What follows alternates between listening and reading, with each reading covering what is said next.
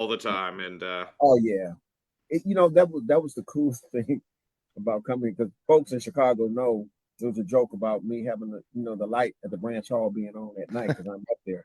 mhm. I don't feel like I'm alone now. Oh, nice. Yeah. There are other people who puts in the late hours, and Nicole is one of them. All right, Mhm. let's do the disclaimer and start this. All right. Disclaimer. Next generation carriers and guests are individual union members speaking in a personal capacity, and they do not represent the views of the NALC, the United States Postal Service, or any other entity that is spoken on this program. If you enjoy our podcast, please subscribe to our monthly email newsletter. Go to nextgenerationcarriers.com/email, fill in your name and email, click subscribe. Also, if you would like to get in contact with Next Generation Carriers podcast, send us an email at nextgenerationcarriers@gmail.com. Chris? Hi. Just introductions here. My name is Chris Bersampieri. I'm an 8-year letter carrier out of Branch 18. Greg? I'm Greg Samoluk. I'm the president of Branch 334 Framingham, carrier for over 20 years. Margo? And Margo's on mute, but I could make up a bio. Oh, okay, there you go. There we go. Okay, sorry about that. Hi, my name is Margo O'Neill. I am a city letter carrier here in Des Moines, Iowa, Branch 352. Been doing it for like 4 or 5 years now. All right, thank you. And here we have James Capone, president of Branch Local 764, city letter carrier for the last 24 years. And Mac, if you want to do a quick introduction. He always takes it from me. Yeah, absolutely. Hey, everyone. How we doing? My name is Mack Julion. I am your assistant secretary treasurer. And Murph, let me say this real quick. Thank you for that disclaimer. Because even though I work here, I do not represent the views of the NALC. But You said it yeah, twice. I've been a letter carrier for 28 years, past president, Branch 11, Chicago, 13 years. I was prior to being assistant secretary treasurer, I was a trustee with the NALC. I was a RAA at one time, Region 3. And I was, I think, a hell of a union steward once upon a time, too. So, Must be if you're there. I'm glad to be here. Now, Mac, I recently attended your officer training, and it is so insanely in depth. I don't think many people understand. But I do want to add in that we were talking before we got on here. Mac probably has the most badass NALC executive staff member photo in history. Recently on a beach with a cigar, and it was, I don't see many of them being that cool. But the amount of work you must do, I know you're always helping people with bylaw adjustments, and along with you're the parliamentarian for the NALC. And well, the secretary of the executive council. More yeah. And it's got to be a lot of work. About can you explain kind of the ins and outs of your jobs? Okay, let me say this.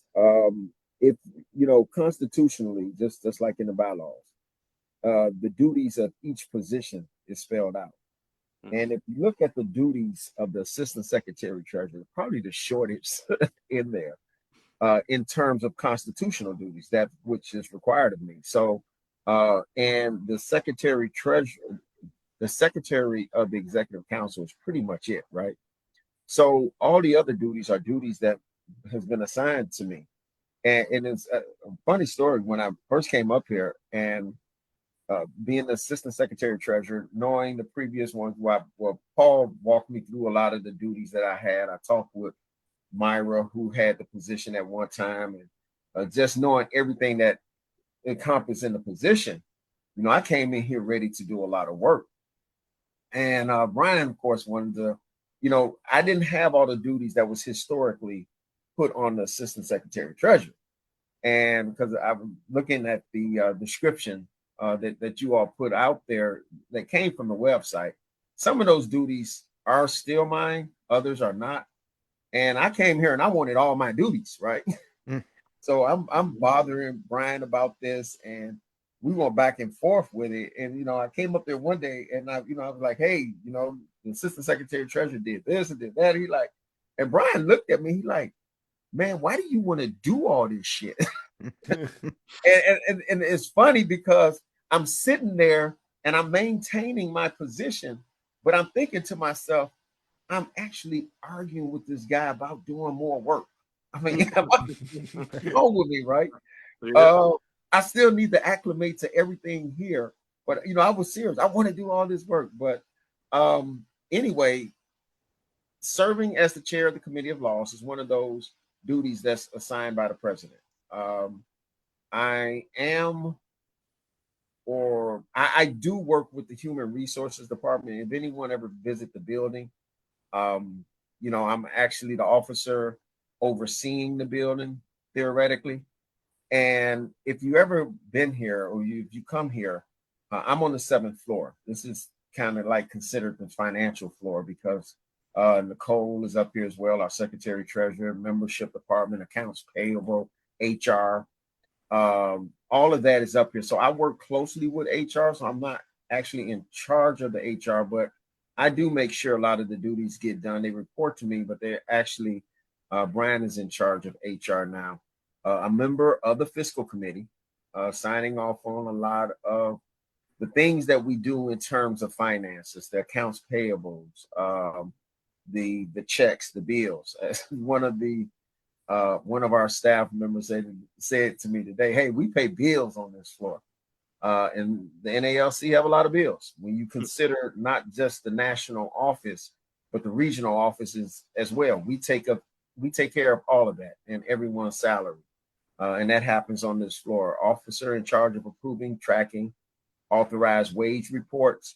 Anybody who works for the NALC, I make sure that the payroll gets in every week, make sure that they get paid for what they're doing, make sure that they get paid the appropriate amount.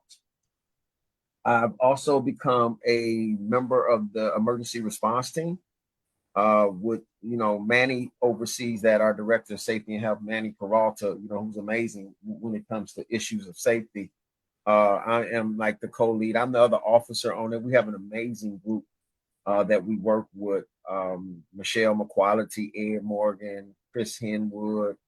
Shouldn't have started naming names. Tamara.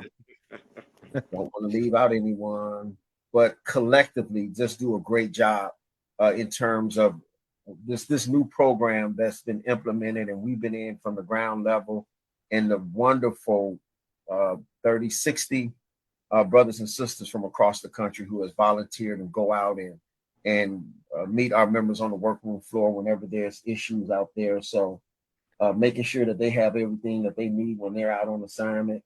And that's not enough. I asked for this one. I told Brian I want to be a member of the contract administration unit. Because I like that stuff.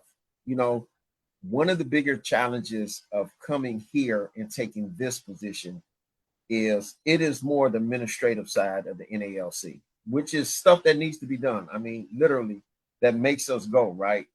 But my yearning is for the members on the workroom floor. Like a lot of times when I go out on assignment, if I have an opportunity, I want to go to a post office. I want to go on the workroom floor. I did a lot of that in Chicago. I mean, I like to show up. I like to talk to the members because the members tell you what the hell is really going on. And you never want to lose the sense of that connectiveness with, being a letter carrier. My wife used to joke, we'd go somewhere and people ask, what kind of work you do? And I say, I'm a letter carrier. And she give me this look like, what the fuck? And I'm like, no. When the last time you carried mail? I'm like, I am a letter carrier, but my assignment is still over there by Midway Airport in Chicago. Okay. At the core of everything, I'm a letter carrier, and I never want to lose sight of that fact. Because I am a member, I represent the members. And at the end of the day, that's what I am. I'm a letter carrier. So it's in your blood, right? Absolutely. Mack, I'm glad you work out there a few times when it's 20 below zero. Something is in your blood. Antifreeze. Yeah. Mack, I'm glad you said that, you being on you want to be on the workroom floor, because I think that's something that I think the membership or the people that follow the NALC politics more than their coworkers want to see. I think they want to see more of that from national, like pay a visit to a smaller office or something like that. Go out to Margot's office in Iowa and see what they're feeling out there. But so I can speak for a lot of the membership where I think in the future that'd be definitely something that we'd like to see more out of the national NALC. But I think when Capone and I took that class that you and Paul and I think Nicole taught all together Yeah.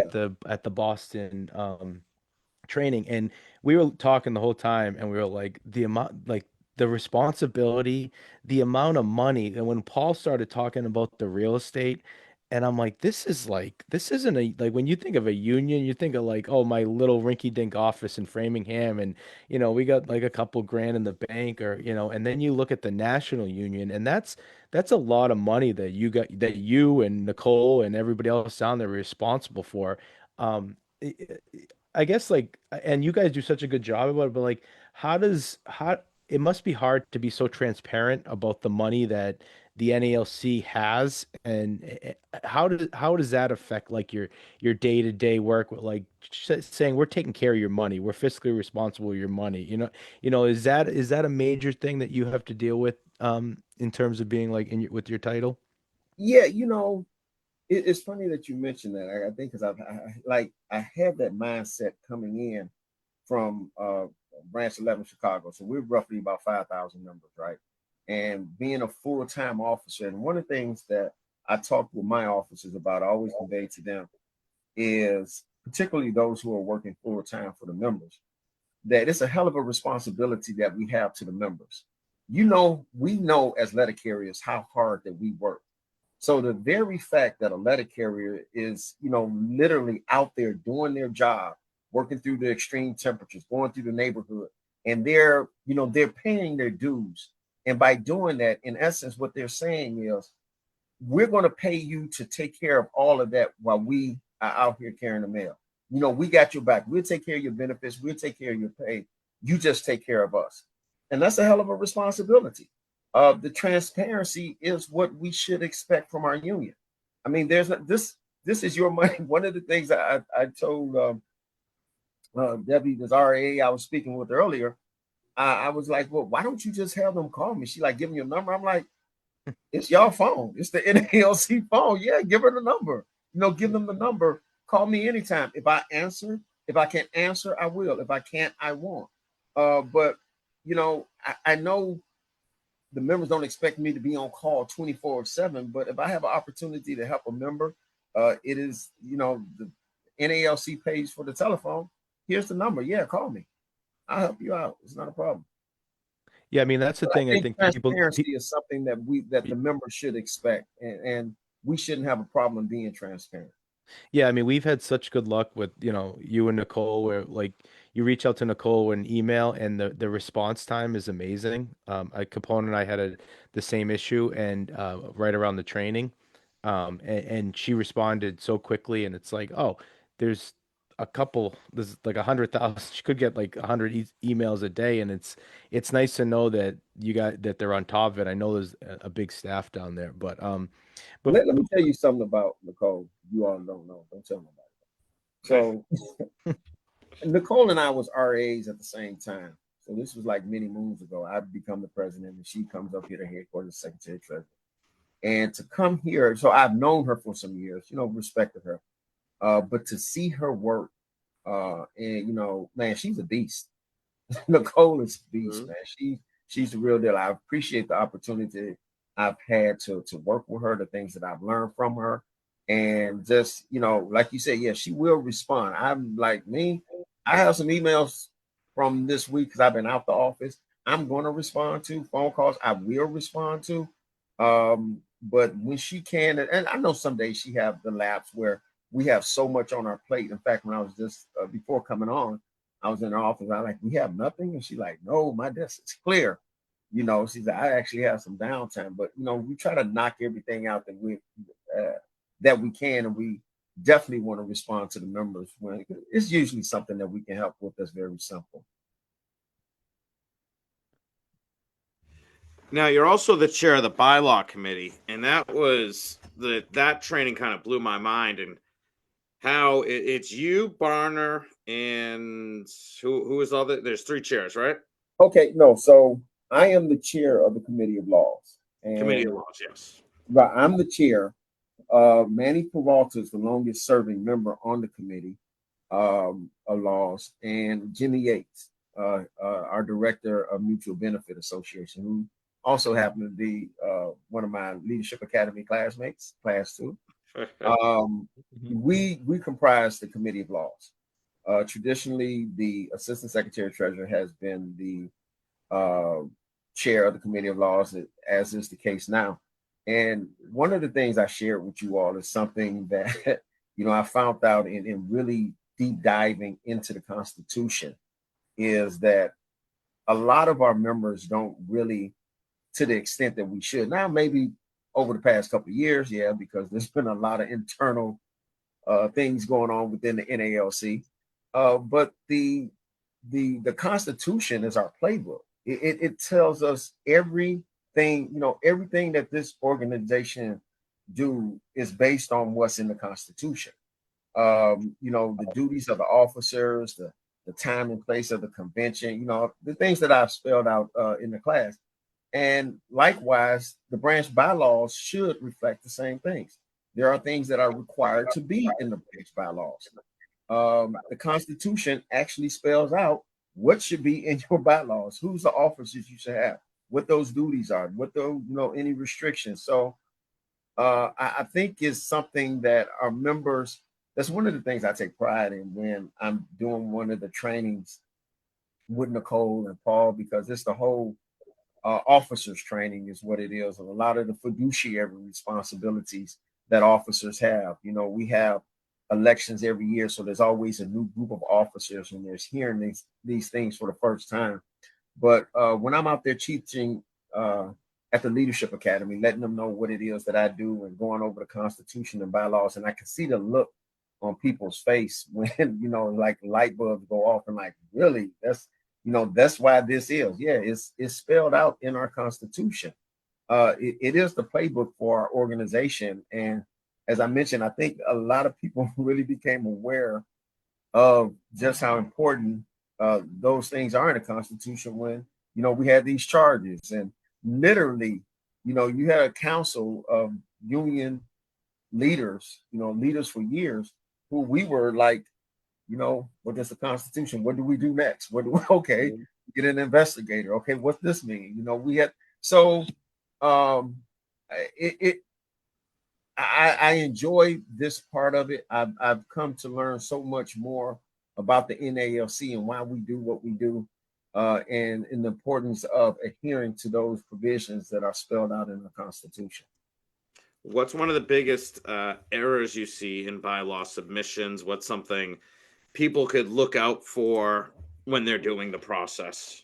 Oh, that's easy. I did an article on that. I think, what was the top 3 at that time? I think there's still pretty much something I was joking with Greg about. A lot of branches don't have a mutual benefit association rep. And the reason they don't have a mutual benefit association rep, because one was not required, not until 2022 at the Chicago Convention, where the members voted that every branch must have an MBA. So if you haven't updated your bylaws and your branch did not have an MBA, then that's one of the first things I'm looking for. When I got the position, I remember Paul telling me it was one provision in there that trips up a lot of branches, and that is when someone make their transition, when we lose a member or a family member pass a member, and the bylaws indicate that when a member pass or someone in their family pass, at the branch send flowers, give $100 or whatever. Constitutionally, you cannot do that with the branch money. Each time that there's an instance where you want to do anything related to someone who has passed, death benefit, they call it, death benefit fund or hospital fund, it has to be voted on by the members each time. It cannot be a provision that's spelled out in the bylaws, because thus it would require the dues money of the branch to, what they say, kind of supplement or create an insurance for members. And, there's some concern about that. And that basically, if you look at it, Article 8 of the Constitution for the government of subordinate branches, it was one of those things that required a presidential ruling. So there are things that's in our Constitution that if it requires interpretation, the only person who can make that interpretation is the current president. And Vincent Bronner makes a lot of interpretations, and that was one that he's made, and subsequent presidents has upheld that. President Young, President Rolando, and even President Renfro. In fact, I told President Renfro, because it's like one of those very unpopular things that get flagged. In fact, I remember a member calling, she was a retired member. She like, what's wrong with you people? Don't you realize that folks die? People die. And I'm like, look, I get it. I think a branch should be able to do what they want with their money, just like they do with the scholarship fund. But President Zambrano ruled that was like actually setting up an insurance policy, and the NALC has insurance. That's the NBA, right? So that's those two. It is something else. It's usually an officer, because the Constitution requires the branch to have certain officers: president, vice president, recording secretary, financial secretary, treasurer, MBA rep, health benefit rep, 305 trustees, and a sergeant at arms. You at the very base, you can have additional positions, but at your core, you must have those positions. Now you can combine those positions. A lot of branches combine the recording the financial secretary with the treasurer. Thus, they have a secretary treasurer, because a lot of those duties are financial or fiduciary responsibilities. Some branches combine the secretary position, some combine the secretary positions and the treasurer position. But at the very core, you have to have those positions. And that's another one of those things that we generally catch the branches up on. Or they may have a provision which would allow the president or the branch officers to spend money between meetings, and it's not spelled out for emergency purposes only, and the specific amount spelled out, because at the end of the day, no funds get spent without approval of the members. That's it, and that's all. Now, so also one of the things that were kind of hit on during the training that kind of made me nervous, and I think a lot of other branch presidents, is there's a reason why you have those rules. And it's because of how much trouble a branch or a president can get into when they don't have the rules. Can you kind of highlight that and explain it a little bit? Well, the oversight of unions, and you have to consider, particularly in this political climate when unions are under attack, right? But the Department of Labor oversees, and they really protect the rights of our members. So if you're not following the things that you should be, and unfortunately, there are those instances where you have members who have been entrusted with the responsibility of handling the funds of the members, and they may not necessarily be as transparent. They may not necessarily, be doing the right thing. And the trouble that comes behind that, not only are you mismanaging the members' funds, but you can go to jail for that. I remember when I was in the Leadership Academy first time, and I had become an officer of my branch. I think I was an auditor at the time, right? And Dave Dorsey, who does the training, he's an accountant for the NALC. He does an excellent training. Anyone who's said this training, you all have experienced it. You were at the training. He spells out everything, and I'm sitting there and I'm thinking, I'm literally like thinking about everybody who's on the board, my branch board with me, because as he pointed out, that if someone is doing something wrong, the Department of Labor has come in there, they're not just going to pull those folks who are in the office. If you're out there carrying mail, they're going to get your butt off the street and try to figure out what did you know and when did you know it, because you are basically linked to them. You have these fiduciary responsibilities. So I go back to my branch and I'm questioning things that, they weren't comfortable with me questioning. And it's not because anybody was doing anything wrong. They weren't accustomed to that kind of accountability, especially from a junior officer, right? And I remember the president of the union at the time, Canada was his name. He's a great guy. He brought me on. He told me, because I asked the question of the treasurer, because he didn't correctly add something up. He wasn't doing anything nefarious or anything. And so I pointed out to him, he like, thanks. But then he went back and told the president, hey, you know, this joke over questioning me. And he told me, I don't want you questioning my officers. And I'm like, look, dude, we all in this together, okay? So, you know, I'm going to, if it's my job to be an auditor, I'm going to be an auditor. I'm going to do the job, because if anybody else is doing something wrong with the money, that could implicate all of us, right? And at the end of the day, like I said, it's a big responsibility that we have to guard the members' money, because, you know, as letter carriers, we work hard for it. And, you know, we expect representation, and we deserve good representation. In the past couple of years, question, I can get long-winded, you all. Yeah, no, I don't want to interrupt you. We want there's full other people, answers. There's other people I will interrupt. I won't interrupt.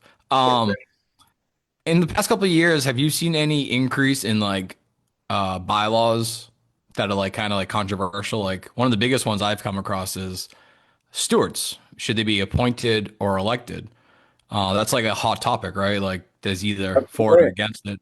So I would like to hear what you have to say on like bylaws. Like what are some juicy bylaws that like get debated a lot?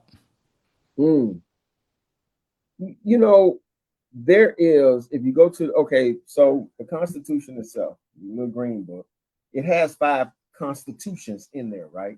The national constitution that spells out everything, how the national offices run, and the state associations, everything is spelled out, the officers, the duties, the branches, the constitution for the government of subordinate and federal branches, which really literally gives a template. It tells you everything that's needed in your bylaws. Then there is also the Constitution for the MBA and the Constitution for the health benefit plan. You know, and we have an MBA, we have insurance, because the National Constitution says that we are to have an insurance program. The National Constitution says that we are to have this building here. The National Constitution tells us when and where to have conventions. I can tell you, because it's been such a hot topic, that, you know, 2026 is the elections, right? I can tell you now that on the Wednesday of the convention, there's going to be the nominations of officers. And the reason I can tell you that, because the Constitution says that in the year of the election, on the Wednesday of the Constitution, the nomination for officers will take place. It tells us that any resolutions or amendments to the Constitution on Tuesday, before any other business take place, you're going to go over these constitutional amendments. So it tells you that. Aside from those things that are you required to have in your bylaws, you know, people come up with some of the most creative stuff. And the funny thing about it is, because the Constitution says that it's not our purview to determine what people can or can't have in their bylaws if it's not in conflict with the Constitution. If it's not in conflict, you can have one of the things that I seen that was kind of funny, these branches on, they know what I'm talking about. Okay, so there is a certain amount of members that you need for a quorum, right? People usually have a set quorum that they can attain to make sure they have their meeting. And if you want to have a special meeting, you know, there's a certain amount that you will have. And usually people, if there's a special meeting, 5 members along with the president, you know, call a special meeting. I think my branch is like, it requires like 50 members. You know, we're a large branch. We get like 200, 300 people at a meeting. So you can't get 50 signatures to have a special meeting. I mean, there's a branch and I'm going through their bylaws, and it said that in order to have a special meeting, they need the signature of 1,000 members along with the president. And I'm like, get the fuck out of here. You know, it's like, hell no. And I'm looking at this and I'm like, and I'm thinking, I'm like, damn, is there any parameters on this? And I'm looking and I'm like, it's not in conflict with the Constitution. The members voted to, the members approved that it takes 1,000 of them to call a special meeting along with the president. And it's like, if it don't happen at a meeting. And so I went to our lawyer and he was like, yeah, it's nothing. It's not against the Constitution. And so, when we get bylaws in, I'm the first person who see them. I go through them. I flag the things that I think that needs to be flagged. Then I send it to the other two committee members. Jim is usually, lately, he's been the first one who will probably respond. He have a hell of a lot of duties as well. And then Manny will chime in. And Manny is so funny. Manny, he's famous for using Manny words. He is very direct. And he called me. He like, what is this? And I'm like, dude. He said, no. I said, no, it's not against. I don't give up if it's not against this. This sounds like some. And I'm like, Manny, but no, check this out. And there's times when we're talking about stuff, I will shoot an email with the lawyer involved, so they can say, hey, I'm not just pulling this out my butt. The lawyer is saying that this is it. And I'm like, well, he's like, well, we need to give them some. I said, Manny, they can do that. And at the end of the day, you got to realize the members is approving this. So it requires a certain branch to have 1,000 members to call a special meeting. That is one that's the one that stick out amongst everything else that I've seen in branch bylaws. It's also crazy, kind of shows and highlights how important it comes down to the members, right? The members vote on the bylaw. The bylaw has to pass through the Constitution. The Constitution is changed by the members voting an amendment in, and it shows that you have the power to direct these things and to make your union run the way you want it to run. And you guys really follow when it's not just a saying, follow the will of the members. Everything has come down from the will of the members at some point in time. Oh yeah, no, absolutely. And I think it's I don't know, I would say even the word arrogant to not to respect the will of the members. When the majority of the members say something, it was, and I think it was Bill Young, when we were at the Leadership Academy, he said something to me. I thought that was so profound that I still said today. He says, the members always gets it right. The members always gets it right. And when you think about it, you like, and I know some branches, I'm looking at their branch president, I'm thinking they didn't get it right, right? But the members actually got it right. For better or for worse, the members always get it right because the members get who they want. And and that's the position I took when I was president of the branch, because our bylaws allowed me I had the authority to remove a steward if they weren't doing their job. And I took that serious. And then, I had kind of like a reputation for having a hook. I will remove someone, but I was really hesitant about removing them for a couple of reasons. One, because you all know if you remove a steward, you may not get someone to step in and do the job. But two, and most importantly, probably the first, is because in our branch, the members elect their steward. And the members get who they elected. Now, unless this steward is doing something that is so outlandish that can get us in trouble with the Department of Labor, no, I tell them, because our bylaws had it in there, you can also have a recall. If you all don't like the job that the steward is doing, one, you elected them. Two, you can call for another election. And, so as long as that provision was in there, you have the power to undo what you don't want. I'm not just going to step in and undo or go against the will of the members in that office. That's who they elected. And when the next election comes, if you want to elect someone else, elect someone else. If you want to have a recall, we've had recalls where it was called for another election. It doesn't take the job away from the steward. It just means that there's going to be another election, right? You have another election and nobody else runs but the person, who was the steward before. And I've had offices say, oh, well, we just wanted to send them a message. But I think it kind of goes back to, I think, the question that was asked earlier about, is it better to appoint or have elected stewards? That's up to the branch. It's up to the branch. It's in the bylaws whether the steward is going to be appointed by the president or elected by the members.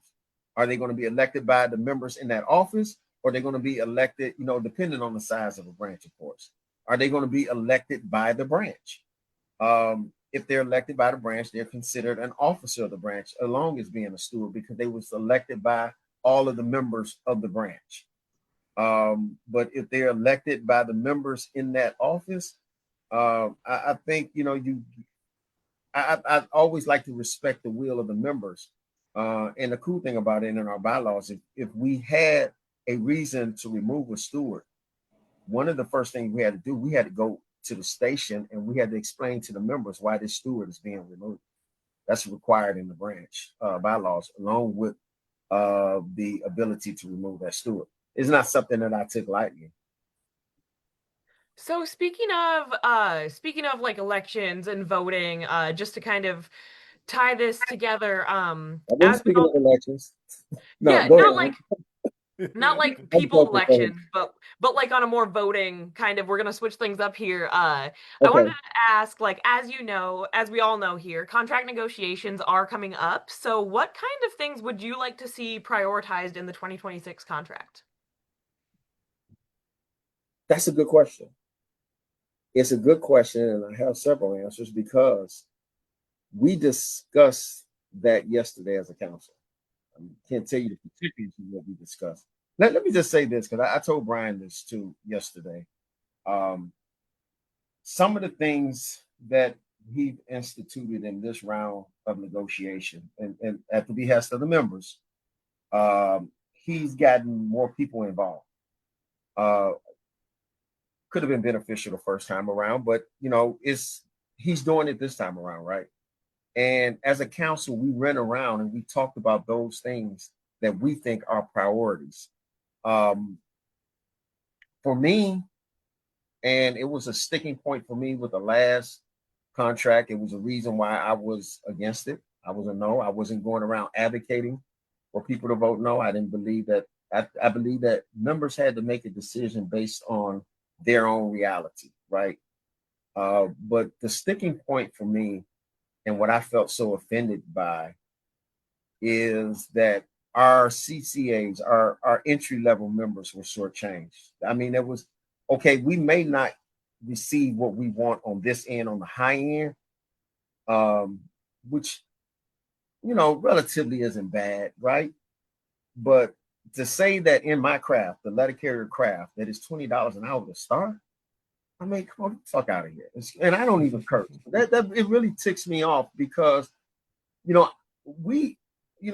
I'm a labor person, and in Chicago, we were out there fighting for 15. We were out there with McDonald's workers. We were out there with those workers because we know a rising tide raises all boats, right? Our wages will improve if other wages around us improve. So we're out there fighting for this people, for all of these people and all of these workers. Lo and behold, COVID come, and we were in an environment with a pro-labor administration, with pro-labor activities, and wages are rising. And you get $22 an hour at McDonald's, and now letter carriers are making $20 an hour. Hell, we worked through COVID. Are you serious? And there was no way. I honestly believe, and maybe this is the one time I thought too much of the Postal Service. I thought it was a no-brainer that they needed to properly compensate to get people to make this job attractive again, right? Because a lot of the issues that we have on the workroom floor, and you all know Mike Cariff, he was my vice president in Chicago. So we go back, and he's my business agent now. And he was strongly advocating for, getting rid of this mandatory overtime. We got to address mandatory overtime. And I'm like, Mike, that's the mandatory overtime is the runny nose, right? It's not the root cause. Because if you think about it, that provision in the contract has been around since the Great Sombrado, right? And we did not need to do anything to adjust that, to address the mandatory overtime, because we were properly staffed, right? And they're not properly staffed for several reasons now. One, you know, this sense of urgency, the pride of what we do. And I mean delivering everything everywhere every day. You know, when I started, we delivered all the damn mail. Nobody went home until all the damn mail was delivered. So, like, you know, the amount we deliver everything everywhere every day, that's what the hell we did. I worked till 11, 12 o'clock at night, freezing my butt off in Chicago. I had dreams of waking up in the middle of the night that I may have left a sleeper in the case or in my bag. And the postal inspectors will be there tomorrow and they're going to take your ass to jail. I mean, that, excuse my language, that's how serious they were about That's okay. Go for it. That's been instilled in me as a letter carrier. So when I'm the president of Branch 11 and someone told me, yeah, you know, that these, you know, this mail didn't go out.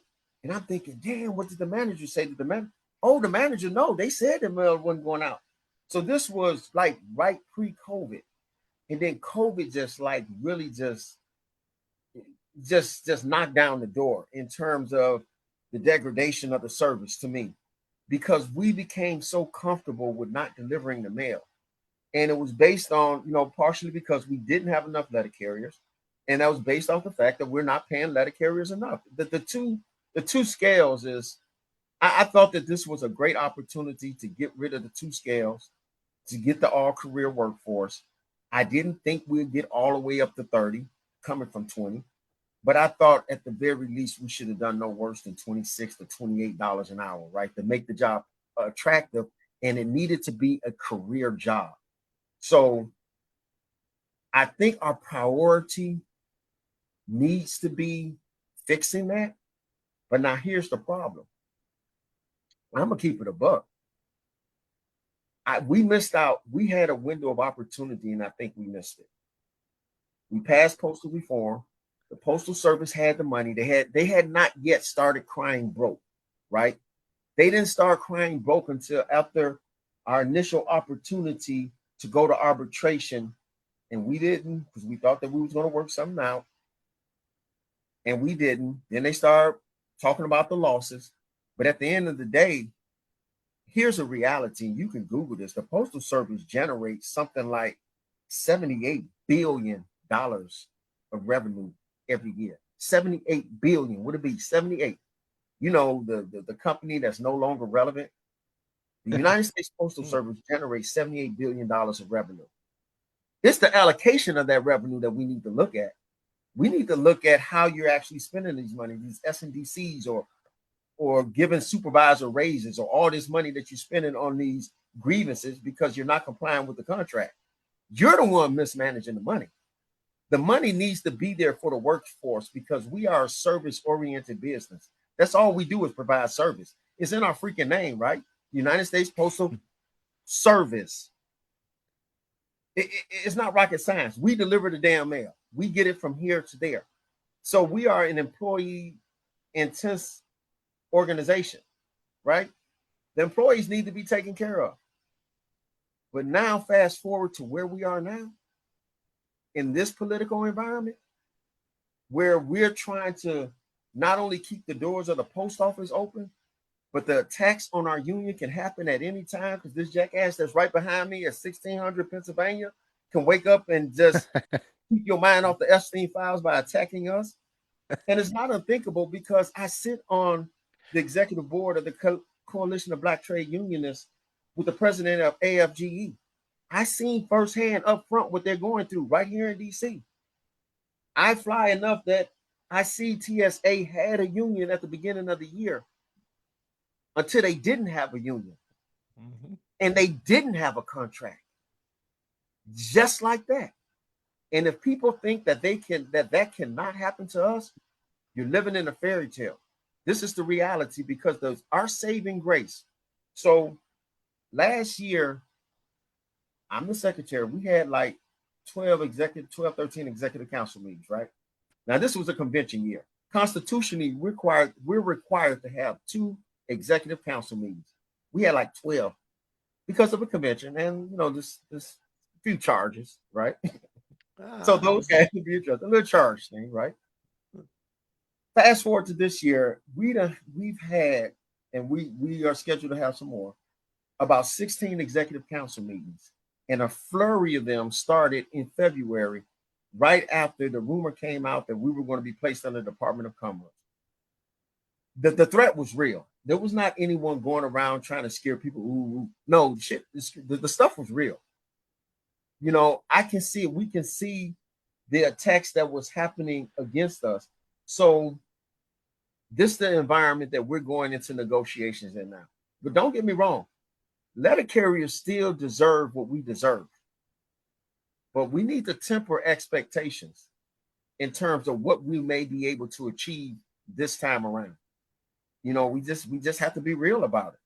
There's only so much that we're able to get, and of course the Postal Service keep crying broke. And at the end of the day, if they have a bag of money that they can spend, it's the way that money is going to be allocated amongst our members. You know, like I said, with the last contract, I remember when my wife was still here and I was talking with her about it. And honestly, we were good. Level P, we got $1,000 increase, and you know, $80,000 a year, you know, letter carriers with two of us. I mean, we're good. But the brothers and sisters who I did orientations in Chicago, I told them we were all in this together. And it like we sold them out. We just left them out there. That was bullshit. And I call it what it is, you know. And I know a lot of people were frustrated with the way the negotiations went about, and equally so, I understand. But I also is just greatly disappointed that the Postal Service didn't take the opportunity to write this ship. But then again, what else do they do but mismanage this organization? So I hope I answered. Mac, I've been nominated to say this since you've given the best answer on that question, not only this week, but that the five of us have ever heard. So I don't have a slogan yet. I don't have Fight Like Hell. I don't have The Lions Are Coming. I don't have a witty name, but I think the five of us are going to adopt maybe a Mac Julion 27 type thing. I don't want to start any rumors, but maybe the Mack truck's rolling through. Yeah, maybe don't be whack, vote for Mac. You know, something, maybe a new something candidate, witty. You know, maybe a new candidate, you know, has emerged. But I'm so glad you said it, because I said it the other night actually, and I said it to Capone today on the phone. You talked about that they missed their opportunity. There was an opportunity there in 23, and I don't know what Paul and Fred had at the time when they did negotiations, but I think that was the time where we had them. I think they had Tolino, and we talked about that. Brian always talks about the pool of money, and we mentioned to him the other day about, yeah, okay, fine. There's a pool of money. It's a linear negotiation. It's not here's the offer, here's your offer, but let's start thinking about how to make that pool of money bigger, right? Like the supervisors getting raises, the UPS coming back, and apparently that's not as great as deal as we thought it was going to be. But you know, like, okay, make that pool bigger. Why are you spending all these money on bonuses and stuff like that? So I appreciate that answer. You probably won't hear much from me because I'm going to hop on this president's meeting that we're having tonight. Okay. But I wanted to thank you for that answer, and you know, that was really good, and I'm going to start some slogans. Chris and I are going to work on some slogans for. Hey, look, I one thing I tell folks when I go out on assignments, I have a knack for not always being politically correct. I just tend to believe it's easier to tell the truth, right? and be honest and upfront, because letter carriers can smell bullshit a mile away. And hey, I just like. I want to jump in real quick because I think Chris wants to transition over to something else, but I want to jump in. Okay. You're from Chicago, right? So during, I think it was 2012, the Windows Corporation, a company up in Chicago, went bankrupt, and the workers took over the window company. Yeah. So my thing is, like, the post office is broke, right? So why aren't we as a workforce, as a union, saying, kick the bosses to the curb, right? Like that's an obvious thing. Like, we have one supervisor for every 7 letter carriers. I think we need to go be bold. Like you were talking about Fight for 15. Remember when Fight for 15 came out in 2013? That was bold. That was very bold at the time. Very bold statement. Yep. And people were like, these motherfuckers don't deserve $15 an hour. All they do is flip burgers, blah, blah, blah. That was even from union members. And that was a bold thing. And look at us like, hey, like, let's get you $25 an hour, $26 an hour for CCAs. It's like, is that really that bold? No, like any day Trump could come in here and abolish our union. Like we need to start playing offense. And I think one of the things, I know you're from Chicago, so you got the Haymarket, you got the history and the blood of labor in you. So it's like we need to go on the offense. So Mac 2027, like first thing is let's abolish the post office management and let's the workers take over because we know how to run this operation. We wouldn't be fucking around and losing $100 million a year on Article 8 grievances. So you got my vote. Hey, thank you. I appreciate it because I'm gonna break the news right here tonight. I am running for Assistant Secretary Treasury. Next year. Wow. All For right. what ticket though? I don't know who's gonna be running with me, but I'm running. Mac, you were branch president. Sorry, Chris, I just want to hop in real quick. No, that's all right. You were a branch president. I think you probably felt the same way I did when at the negotiations we had heard that postal management was comparing us to DoorDash and Uber. Nothing against the people that do that job, but like we were handling people's medicine and what we do for the public. And I that was as fired up as I've ever been at a rap session when we had heard that that's who they compare us to. It's like that's where, like, we talked to Brian the other day about, we have the public on our side, and I don't think we use that to our advantage as much as we should. Hey, look, so I'm not as offended by that. That's the art of negotiation, man. Each side is going to start to one extreme to another, and ideally somewhere we meet there in the middle, right? They want to compare us to, sales clerks or anyone else, or those who are not as comparable to us as the UPS, right? Because of the money that they make. And of course, we're going to go on the far end and we're going to say UPS. At the end of the day, I think that not only do we need to be aggressive, but we do have the customers on our side. And nothing, I think, benefited us more in terms of people recognizing how important their post office is than COVID, right? And I mean, we were still that lifeline. This delivery market that exists, people saw Amazon has become the behemoth that it is and is actually in competition with us because of what we do. But granted, no one does it as good as we do it. So I think people recognize how hard I work. One of the other things that I mentioned in terms of one of the priorities when we had our roundtable was hazard pay.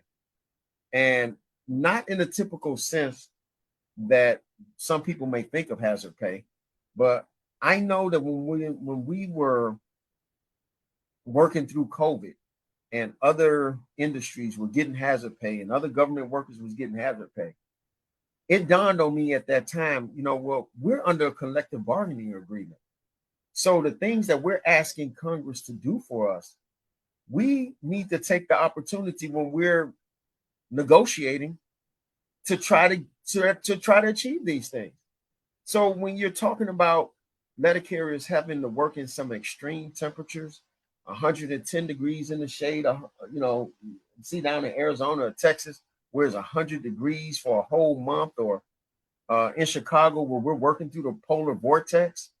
I mean, it's unreal. In those instances, I don't think it's unreasonable for there to be another level of pay, extreme weather condition pay, because we're doing it. Because these are conditions that people expect us to show up when we shouldn't. When everyone else is shut down because of COVID, who was out there every day? When the state says it's too cold to be outside, or if you can avoid the heat, don't be out there. We're out there every day. Those are some hazardous conditions that I think could be taken in consideration for establishing another level of pay when you're working through that. I think we need to be creative, but at the end of the day, you're going to have to compensate. In order for this service to be as great as it was, it's going to have to start with being able to attract the best that's out there. And I think a lot of the issues that befall the Postal Service right now is because we haven't been attracting the best that's out there. We wouldn't have a hard time hiring if the starting wage was $30 an hour with career benefits. Trust me, we will not have a hard time. So I was gonna talk about rallies and politics, but I just wanted to piggyback, I think, on Margot's point, and things have been brought up. But the point I want to make first too, and growing up, in the year 2000, which was 25 years ago for you math whizzes out there, which is a long time ago for me, but apparently for some of you not even born yet. But I remember seeing when they were hiring for casuals for $15 an hour in 2000. That seemed like the most ridiculous. I'm like, are you? That was insane. How? Wow. What? There was a line around there. Like, I was working at UPS at the time. So I'm like, I was thinking that, but I had a kind of a good, it was just kind of a different thing. But there was a line around the corner for that. And Component is the one that, and everyone knew this from Massachusetts. If you weren't going to go to college, and there was two ways you wanted to make it into a solid middle class up, life. You got a job working for the MBTA public transit system, a union job, or you worked at the post office. And you weren't going to be a multi-millionaire, but you knew you'd have a nice house, you'd have, a house, vacation, a car, and a very comfortable life. When I started here in 2018, the starting pay, which was 16 years after that, was $16.19 an hour as a CCA. And that was 3.5 years. So I lost 3.5 years of any increase as well. And if I wasn't in my late 30s, I probably would have left. But this was my I need to stick around in it. So this job has gone from a job that would set you for life for I know all the CCAs have to work a second job. I know we got someone on the call here and they had to sell their blood plasma. I had to sell mine to afford my wedding. That's what I had to do. I'd be in uniform and someone and someone who's taking who goes, you're not the only letter carrier that comes in and sells their plasma. That's how degrading this job has gotten. So we've lost our way. So I just like to bring that up. But about the contract. Now, look, I know the post office is going to cry broke and everything, and I'll get to that in a bit. But as far as the contract, we talked about the money. What non-money things would you like to see in the contract? Because transferring is, I know people who love the job. There's a really bad boss. They want to leave, but you have to wait almost 1 or 2 years to get out. Is there any non-monetary things in the contract you'd like to see changed? That's a good question, because we've been broken down into committees. And one thing I'm excited about with the upcoming rap session, what we've been working on all day today, the committee I'm on, we're dealing with Article 4, 8, and 41. And, Brian actually allowed us to volunteer for which committee we want to be on. The last couple of rounds of negotiations, I've been on safety with Manning. That's at the core for me. That deals with everything from the work, how carriers are treated on the workroom floor to, working in a safe environment and things out on the street. But I was really compelled this time to do Article 8 because of the changes that happened with Article 8 the last time around. I think we needed some tweaking. I wanted to be a part of that. So we've had an opportunity to talk about a lot of things, particularly in Article 41, the letter carrier craft. Compliance, non-financial. I mean, if we can't get you to just comply with what you have agreed to, I always said this, this is not the union's contract. You have some managers who say, oh, we got to abide by, your contract. No, this is our contract. The parties agreed to this. These are the conditions that we can work under, right? Both sides agreed, for better or for worse. There's some things in the contract that we may not like so much, apparently, when it don't go in our favor, but it's our contract, right? And we are required to abide by it. They need to comply with the provisions of the contract. I mean, where our dispute resolution process is going right now is just utterly ridiculous, with the number of grievances that have not been heard. That when I was in the business agent office, I mean, man, they were anal about grievances as not going beyond 14 days at step B. I mean, it didn't, right? If you had to pack that stuff up and send it to another region or something, but those decisions were made within 14 days. But what you see is management is just so nonchalant about or indifference to adhering to our collective bargaining agreement, it shows just an overall lack of respect for us, our members, and the whole process. I want to see our members protected. I definitely, coming from Chicago, I've seen the rise in attacks on letter carriers firsthand, and I've seen it like just spread out across the country. Unfortunately, we lost a sister last year to gun violence, a letter carrier in uniform. To me, that shit is appalling. You don't. I mean, I grew up in a time, and I grew up in a pretty challenging area in Chicago. We got into a whole lot of things, but one thing we didn't get into, we didn't mess with the mailman or mail lady. We didn't touch the mail. We didn't touch nobody's mail. We didn't mess with the mail truck, the mailbox. My friends would say, "Hey, dude, that's a fed, dude. That's a fed. You don't mess with that. That's a fed. It's a federal offense." That respect isn't there anymore. Our brothers and sisters should be able to. Well, this sister said something to me. This is why I like going on the workroom floor. This sister said something to me in Chicago because we're out there. We're trying to get laws changed. We're advocating for letter carriers. Like right now, the Letter Carrier Protection Act. And we talk about the traumatic stress, the post-traumatic stress of someone being out there who have experienced being robbed at gunpoint. And she came to me, she said, everybody talk about the post-traumatic stress. She said, how about the pre-traumatic stress of showing up every day and not knowing if you're going to be next? How about that, Mac?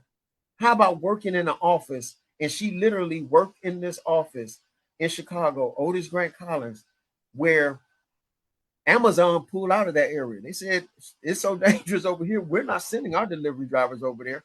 So they back their truck up every day, drop it off on our docks, and guess who deliver it? Yeah. And our members know that this other delivery organization, Amazon, saying that they're not delivering because it's too dangerous, but guess who goes out there and get to deliver? So she said the pre-traumatic stress. So this, I mean, those things, oh my God, there's quite a few issues. Not financial, respect on the workroom floor. I don't know how they deal with it in other areas. I know where I was, we were effectively able to remove people off the workroom floor who didn't belong on the workroom floor.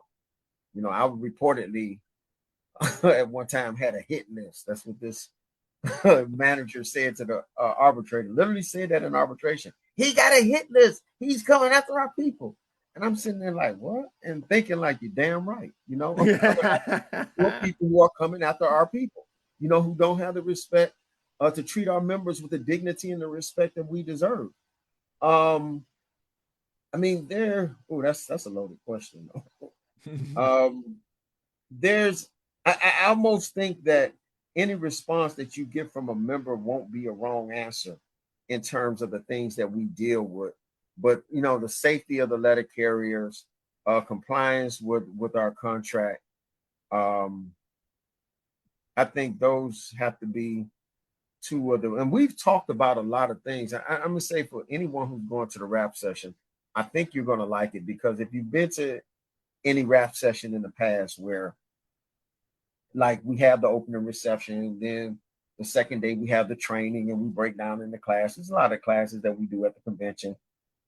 This year, we're going to have like round two. We're going to have a forum where each of the committees are literally going to interact with those people who are in attendance. And we're going to talk about proposals that we've come up with. We're going to talk about proposals that the rank and file committee that Renfro put together, comprised of branch leaders and contract enforcers and newer members, some of the ideals that they came up with. And, constitutionally, we are required to those resolutions that's been passed by the members at the at our conventions.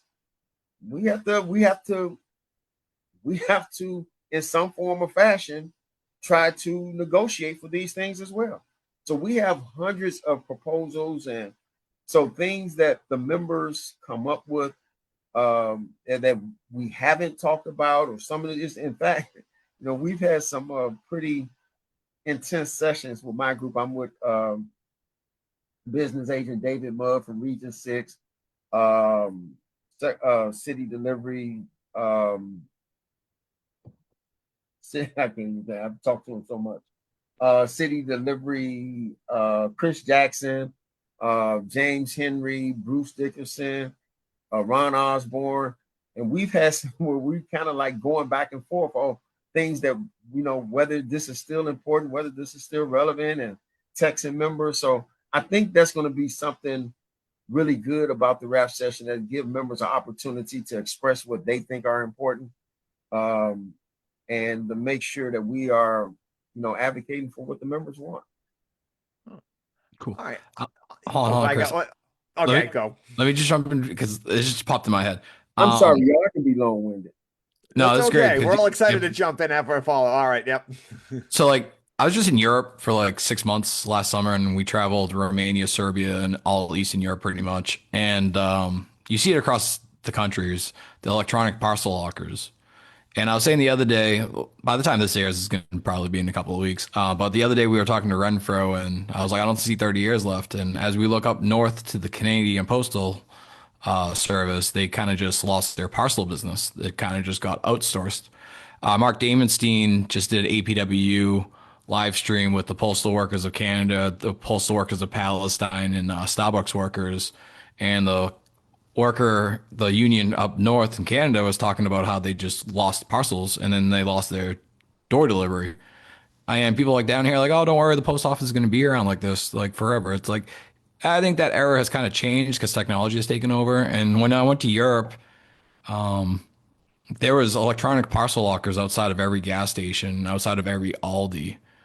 And that's probably what's going to happen with the parcels eventually with the post office. And this is one of the big reasons why we need to unite with our community, because up there in Chicago in 2012, the teachers were saying the teachers' working conditions are the students' learning conditions. And it's vital for the Postal Service to realize that the postal workers' working conditions are the community's public service standards and services.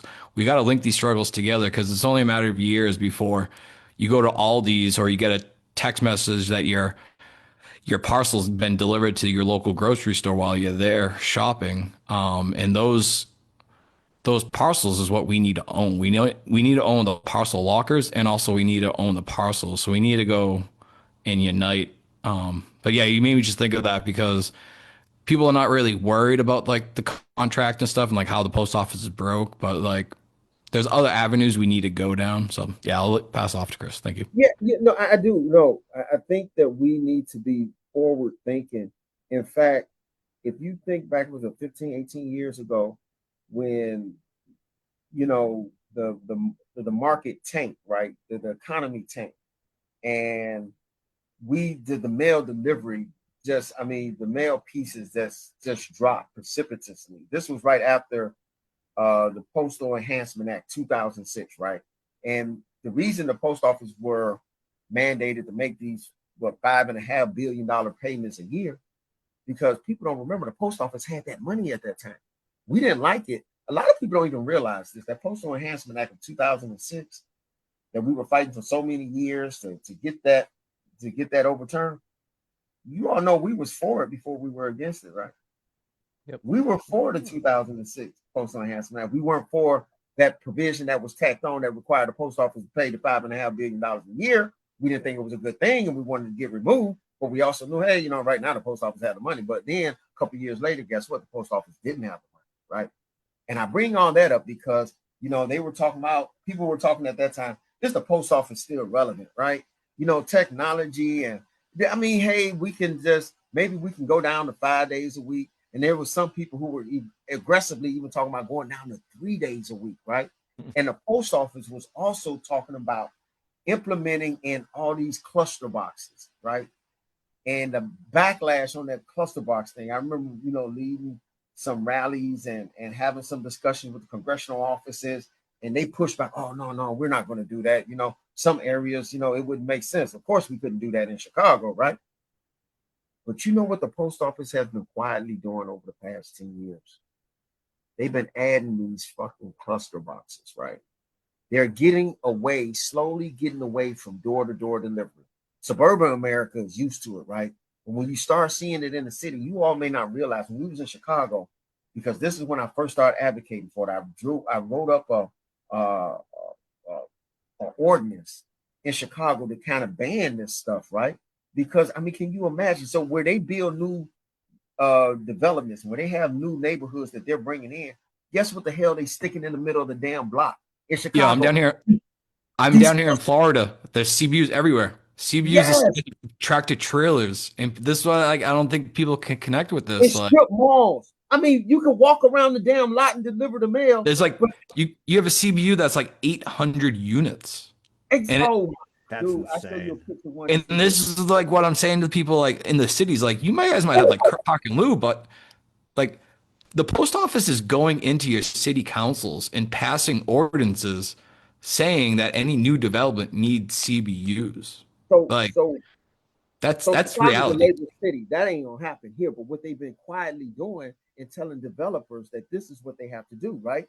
And so I get this ordinance and I'm pushing it through, and lo and behold, post office here at the national level intervened, and Mayor Brandon Johnson, he was a labor advocate. I know the guy. I'm not just name dropping. I mean, we were advocating together. He's a school teacher, and so when he was in Chicago, he was in here in DC last year. He like, hey man, let's have lunch. Let's talk about this thing. And I'm like, dude, he's like, no. He had his people tell me what the post office is telling them. Like, if they enact this ordinance in Chicago, which will prohibit them from all of these new cluster boxes, they said that they're going to make all the customers get a post office box. I said, dude, they're freaking lying. Okay. They don't have enough post office boxes. They can't even service the ones for the customers who want it now. They're bluffing you. I don't care what they did in Memphis. This is Chicago, right? It can't happen. But I'm saying all that to say the post office is actively fighting against this quietly. And I think that we need to be raising our voices and talking about maintaining door-to-door delivery. It's not just enough to have enough people in Congress said it's the sense of Congress that we maintain door-to-door delivery. What the hell? Make a damn law and make it happen. Because what the Postal Service is doing, they're getting away from door-to-door delivery. They're getting away from providing the service. As the service standards has eroded over the past few years, the confidence in our organization is going to continually erode devolve because people cannot trust the Postal Service. And we're still the best at what we do, right? But we know the standards that we have had in the past that's not there today. We need to also be fighting for those standards. I heard you all talk the other night about postal banking. I'm like, damn, when was the last time I heard that, right? You know, that You just made Chris so happy right now. I've never seen him smile like that. I don't smile for anybody, but today I am. What's that Congressman? Bernie talked about postal. He was a big advocate of it, man. Huge part of his platform. Yep. We don't talk about it no more. I don't care if there's zero appetite for this in Congress. Shit. Then there needs to be zero appetite for taking our money. Then this is something that's important. Okay, yep. This is something that we need. We need ways to grow. We need ways to grow this business. We're in this too. I mean, you know, I was talking when we were talking in today in our committee, and I thoroughly believe this. I said this when I testified before Congress. I truly believe that the majority of our members really buy into and believe in the mission to which we were sworn to deliver the mail. We believe in what we do for the United States Postal Service, right? We love the service because if there's no service, there's no NALC, right? There is, you know, we need to find ways to grow this institution, this longest serving government institution that existed before this government even existed. There's opportunities that's out there. We have to be progressive in our thinking. I want to ask you a question. With these next generation vehicles, these giant tanks that look like the size of the new Amazon and the UPS things, what's going to happen when you go into a cul-de-sac and you can't get to the 7 curbside mailboxes, or you can't go down a one-way street? What do you think is going to happen to those deliveries? what's going to happen to those deliveries? They're not gonna make them door to door. They're gonna find ways to make it more difficult for us to make the delivery. I mean, you know what they think is more convenient, because at the end of the day, what they're looking at is they're trying to think. Okay, like even with the SNDCs, right? They kind of been creating these annexes in the Chicago area where they put multiple post offices in one big post office. And um, you know, when you think about it, it's really not to their advantage, because in a lot of instances, it's going to require carriers to drive a longer distance to get there, right? And if we do everything the right way, that means more routes. That means more letter carriers, right? Um, I think that, you know, I remember it being said a long time ago that what we do as the NALC is that we like literally have to save the service from itself. You know, we are the biggest and best advocates for the Postal Service. I mean, our brothers and sisters, APWU and rurals and all of that, you know, they fight hard too, but nobody as much as NALC. And we have to continue, we have to have that mindset. Like I said, we're not in the best negotiating environment, but that don't mean that we're going to concede that we don't deserve what we deserve, right? But we just have to find ways to explore ways with the Postal Service to way they're allocating their resources to make sure that we get compensated what we deserve. Because at the end of the day, effectively being able to hire people. I mean, this, to me, the post office may think they won years ago when they got the CCAs in. The long view of it, they really lost. Think about it. They really lost.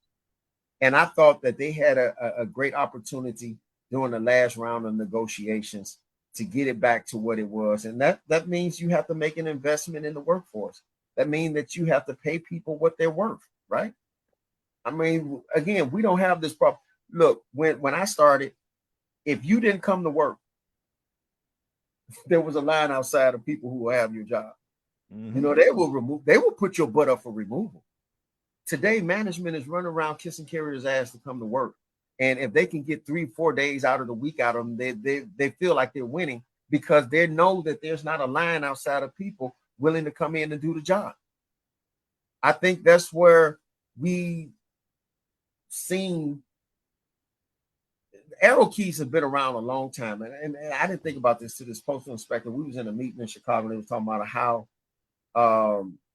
antiquated the arrow keys are, and like how I think he said something like 1950. I'm like, damn. And all the advances, you know, you can go to a hotel and you can use a card and you can just put it in, and the next day somebody else using that same room, that card is no good. Why did we never not make those changes? Because you know why? Because we didn't have to. People who work for the Postal Service respected everything that we've done. When they start hiring any and everybody, it's people who came into the Postal Service that otherwise would not have been into the Postal Service. And they say, hey, guess what? There's some keys in there that will open up everything. And that's why we're in the situation that we're in. And we've lost lives because of it, right? So we have to help the Postal Service be forward thinking and help them generate revenue, because at the end of the day, that's the only way we're going to get paid. If it's not there, and we got to fight like hell, really, I hate to use that slogan, but we literally got to fight like hell to keep this jackal. This dude is tearing up the White House down the street, y'all. Literally. Right where I'm sitting, he's tearing up this dude is tearing up the White House, man. And Mack, people, it's such a and people can't get their he snap. has no respect for American institutions, the very place. So what do you think that he think of us? Yeah. So yeah, we have a lot of work in front of us. And I think at the end of the day, what's important is we have to be union and we have to stick together. And being union and sticking together means that we're not always going to agree. It was something that came up in the council the other day, and I mentioned, you know, if I feel that Brian is wrong, I'm gonna say that he's wrong, you know, because that's what I expected around my table when I was in Chicago. I didn't need a bunch of bobbleheads. I didn't need everybody just going along with what I said. I need people to challenge me for we all can be better. And just because your ideal is not my ideal, don't mean that you're being divisive. It just means that you have another ideal and we need to talk about it as a union and be union at the end of the day. So I'm saying all that to say that everything that we got going on, despite whether it's 26, hell, we got to hope that the Postal Service make it out of 25, right? And we got to stick together and we got to do all that we can to make sure that we will be around as an organization. And then at the end of the day, like I said before, the members always gets it right. The members going to get it right. I'm confident that the members will get it right. All right. So normally I have like 1 or 2 notes to piggyback on what you said. I have like 9. So clearly you're saying some stuff I'm liking. I'm gonna stop talking so much is what I'm doing. I know it's good. No, that's a good problem. All right. So I'm going to try to whittle it down here too. But I just agree on the CCAs. Now, for those of us who went to the NERP training, it was pointed out because of the high turn and burn rate that I know Badmouth in chat was talking about. $44 million of people who we hired, what, like 43,000 people and 39,000 quit, or some crazy amount like that, because this job just doesn't, like, if this job paid, for example, $90 an hour, you could make people work. People put up with anything for that amount of money. But the fact that is the wages are so low. I mean, one of our members in the Massachusetts BFN chat said, like, my son just got a job at Best Buy, he's starting there. 18 bucks an hour. 18. Why not work at Best Buy and low wage work is better. Like, you can get a better wage or at least a better work condition than that. So I like that point. About innovation, I know Bobby DeMartin from Branch 34 talked about it. Mike Cariff talks about it. But as far as innovating and making money, turn the post office into Kinko's, right? Like the UPS store. You have printing services. You could buy stuff there, packaging, all done then and there, and that would generate a lot of revenue. It's not hard to do it because if people are going to ship things out, why not just make copies for them as well? I'm going to get to and one thing too, and everything you're saying, I think you're political, but HR 1065 Protect Our Letter Carriers Act, that's the plan. I do like how you're throwing it in there, but that's the plan. Phasing out the arrow keys need to go. We're getting robbed. They're worth $4,000, right? People robbed at gunpoint, and those videos are, I mean. Same thing, like, and it's not just like, challenging neighborhoods. Here in Massachusetts, they're going to nice neighborhood, like wealthy neighborhoods, because they know there's a lot of money in those neighborhoods. And so Medway, these nice rich towns, they're going after them. I'm like in a suburban town that's kind of, more blue collar town. But like, if I'm at a CBU and I don't know who that person is walking behind, like I am now more cautious about like, I don't know who that, like there's a car watching me. I'm more paranoid because of robberies. Am I, 2 guys get out of a car and they're looking at me and I'm like, and I'm tensing up. That's something we have to deal with mentally. I don't know these people. Because I know everyone in my community. So it's just, and I like that the pre PTSD is what we're getting from. So yeah, thank you for touching on that. And yeah, that was the thing too. Like putting your hands on a letter carrier, you knew not to do that. Like, don't touch the mailbox. If there was a blue collection box, I was an activist, would put up flyers for, the MBTA is going to shut this route down. You're like, do not put a flyer on the mailbox. They're going to arrest us. You knew as an activist, you never did anything to a mailbox. But now it's open because, I mean, I'm not like, lock them up, throw away the key against violent, but violent offenders is a little bit different, nonviolent crimes like the drug war, stupid, but it comes to us, that's another thing. But one thing I did want to touch on too, postal banking.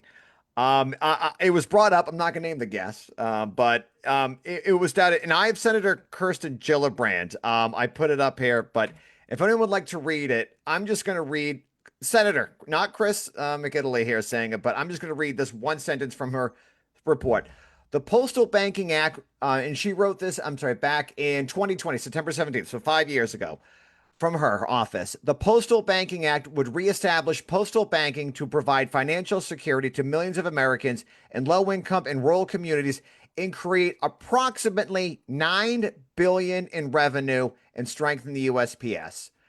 $9 billion is the number I said, and someone said they didn't know about the $9 billion, but you did bring up what Senator Sanders has been saying about it too. But and if you Google it, it would say 8 to 10 billion, and that was a report right. that came out from the I I think the Postal Inspection Service, or the OIG rather, Right. about that. And you can probably Google some stuff from Bernie, Bernie Sanders was a big advocate of postal banking and finding ways to generate money from resources for the post office.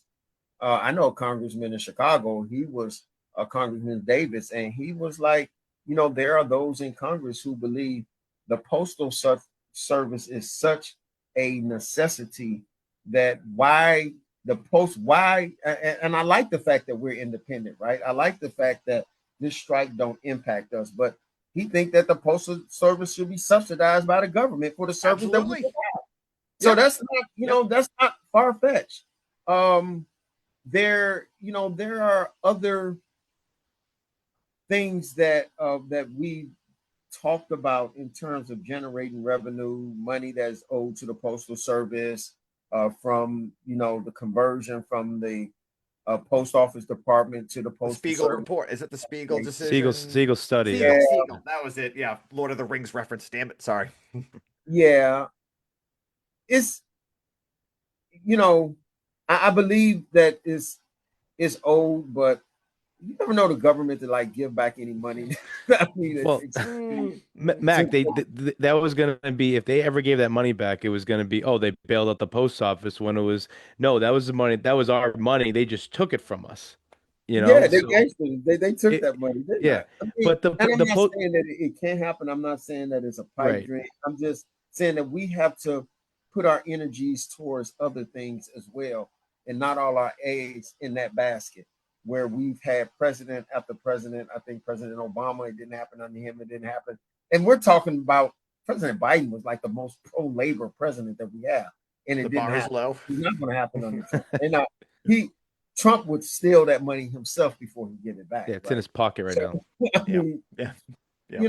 But I think that there are ways that the Postal Service can grow, that, really that we need to help them think outside the box, and hopefully, because we don't know what to expect with this new guy. I think the other shoe that still is yet to fall. The reason DeJoy left, when they felt that DeJoy wasn't willing to carry the water for them, they brought this guy in for a reason, and I think we have yet to see that reason. That's just my opinion. It's just my opinion. Yeah, I don't think. I mean, Steiner's a proud union buster. Absolutely. Yeah, I mean, that's his thing. I mean, I will say this: I was organizing a union drive at FedEx. I worked at all the places, but FedEx Ground in 2011. He was on the board of governors when they waged a relentless one-year union busting campaign on us. Like, he was there for that. He was on the board of governors. Their version of like the chairman, but I don't see why he's going to be any better. I don't. He says he's against privatization, but I think it's just going to be a death by 1,000 cuts. He won't announce it, but slowly this will be eroded. Slowly this will be like, I think, because you can't say it without alarming everybody, but they're going to slowly keep stabbing daggers in our back until eventually there won't be anything left to even privatize. It won't need to be privatized. You killed it on site, but. Hey, but with postal bank, the service continue to erode, and our customers, lose faith in us. I mean, right now, obviously, they're still behind us, and that's a good thing. And they are the constituents of the people who have oversight, which is Congress. I think that we need to. One of the reasons and one of the things that I do here, and why I really like the job and having the latitude that I have, and the flexibility into doing a lot of things, because it's allowed me to still be politically active. I mentioned being on the executive board of the Coalition of Black Trade Unionists, being able to let these other unions know about our plight. I felt so good about how much the Postal Service was front and center at our last convention, and they wanted to know and do more to help postal workers, right? Because of all this attack on the federal workers. And I've always been an advocate, I wrote about it, of our members being more engaged in these constituency groups, right? Whatever they are. That way you let other people know, and I think it's a way to get our members more involved. I've seen over the past couple of years, and I think it's a good thing, honestly, that our members are starting to wake up and wanting to know more. I think It's funny. The podcast, you guys asked me when we were at the training. I think Capone asked me, like, will you come on and do this? I'm like, yeah, sure. You know, I do it. And then I think about it too late. I'm like, what did I say yes to? You know, because I don't, there's so much going on these damn podcasts. I'm like, let me see who they with, or let me find out. I'm like, oh my God. And so it's strangely enough, it was the other day I looked up and Brian was on. I'm like, okay, so I gotta kind of get a sense of what's going on. So I seen some of that, but I think it's been instrumental in getting our members engaged and becoming more informed, right? Because if you don't know your rights, this was told to me a long time ago. If you don't know your rights, you don't have any. Correct. Management isn't going to volunteer and tell you what your rights are. You notice how dumb management be to provisions of the contract when they're violating the contract, and you bring it to their attention. They're like, "Oh, I didn't know." Right? Yeah, you knew that you were violating too. But hey, Mac. yeah. Can you describe or tell us what's the organization you just mentioned, the Black Trade Council? What is it, and how can people plug in? Coalition of Black Trade Unionists. It's a constituency group like A. Philip Randolph, like the CLU, Coalition of Labor Union Women, the Latin, what is, because I belong to that one too. It's a constituency groups that's for Hispanics. And one thing about these constituency groups, you don't necessarily have to be a part of that constituency to be a part of that group. I'm a member of CLU. I'm not a woman, but I'm a member of the Coalition of Labor Union Women because I support one of the, look, the strength of our union is our diversity. I strongly believe that the strength of our union is our diversity, and we undermine our strength when we undermine our diversity. So when I know when at the last convention we was talking about the DEI, diversity, equity, and inclusion, which people are trying to give a dirty name, but it's about being diverse. It's about being equitable. It's about giving everybody a chance.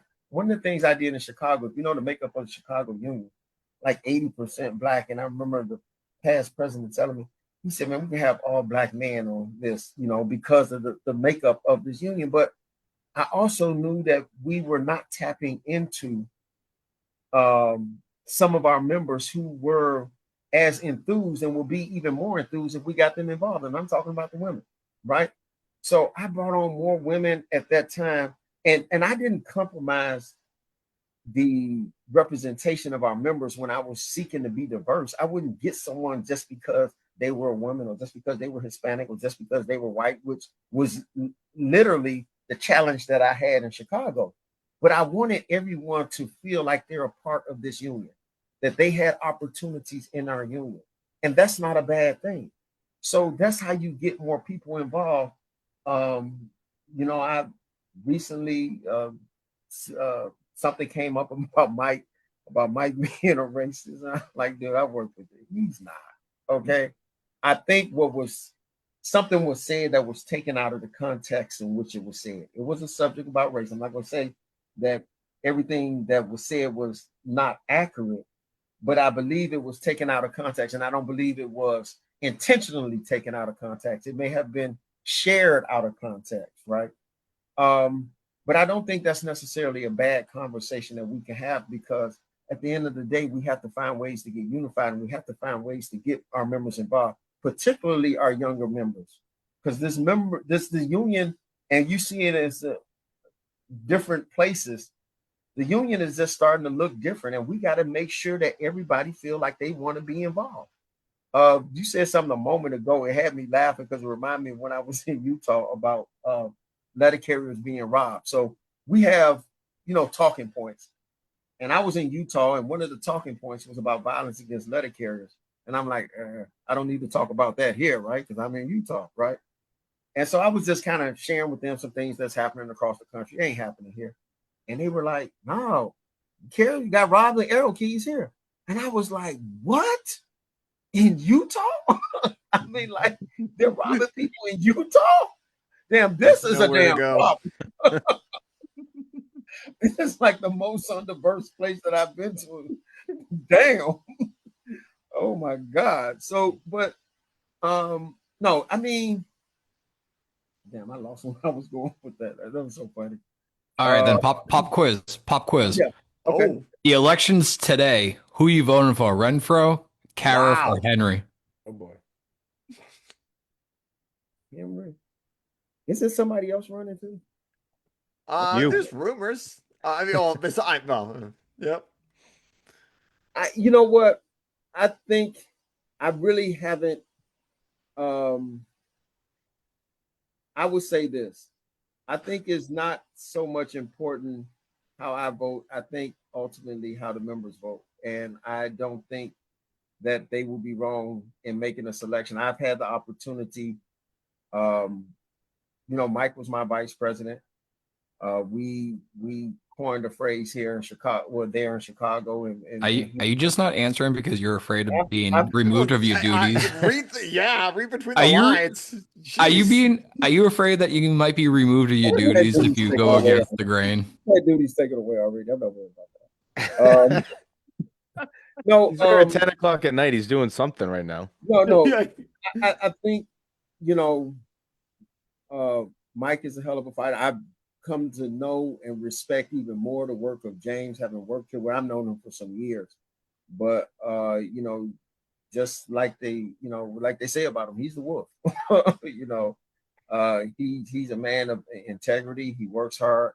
I think that the members will have to take in consideration and the direction that we want to go as a union. And I think the positive thing is that more people are getting involved and listening. And I think that a lot can happen between now and a year from now when we actually like casting votes, right? So when people, not literally off the record, when people have asked me, and I've consistently have said, there's a lot of time between now and then. And I don't know which one of them want to run with me, but they make the right decision. Mac, we talk about it a lot, like between this group about who's running, who's with who. I don't know how much you want to delve into this, but how much is it talked about down there? Like, if you think about it, Brian's a president, Paul's his executive VP, James is his VP, but his VP is running against him, and then there's rumors about what people are doing down there. Like John just brought up the term "stripped of your duties." Like, there's rumors about that. Is it even talked about down there? How true is everything? How many? Go ahead. Let me say this. I mean, honestly, and I've said this at places I've gone to speak. It's kind of like the gorilla in the room. People wonder, man, what's it like to work at headquarters? What's going on at headquarters? Like, I got some juicy tidbits, and I'm the secretary of the council, so I see all of this stuff. Man, you all will be surprised with everything that you hear. The juicy stuff is mostly on social media.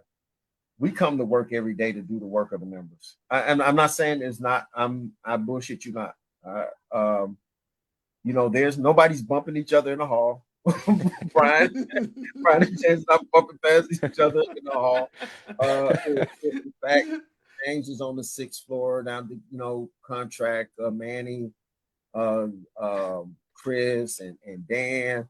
Brian is between the 8th and the 4th floor. If I need something from, I go talk. So if I need something from our president, I go talk to him. And I think everyone here feels the same way. We have meetings. No one's throwing anything across the table. We're talking about representing our members. That's what we come to work to do. The politics stuff is the reality. I think that kind of happens outside of these walls. From what I've seen, no one is going around here, putting up campaign posters or anything like that. Everybody comes to work to do the job of the members. James, he's over the appeals. He's a part of the fiscal committee. He is the vice president. He's doing a hell of a job as the vice president. Brian comes in. He has a lot of meetings. He goes different places. Paul is all over the place because he like to do everything. So, I mean, we come in and like I said, Nicole is just a beast, right? I mean, maybe I'm kind of buffered too, because right here on the 7th floor, we put our head down and we come to work every day and we do the work of the members. All right, so you're saying that James Henry is not just getting paid to do nothing. He's actually working his duties. Yeah. Okay, cool. Oh, is No, that a rumor out there or something? yeah, the word on the street is that It's the he got internet. stripped his. The word on the street is that he got stripped of his duties, and he's still gathering the 200 plus salary, and he's kind of just touring around campaigning for the CLC, right? Isn't that the image that? Right. So Okay. So he may have been stripped of duties that were assigned to him, which I think he was very damn good at doing. And I think only the members are losing in that regard. That's just straight talk. But he still have work to do, and James come to work and work when he's on leave. He take leave if he have to do something on a personal nature.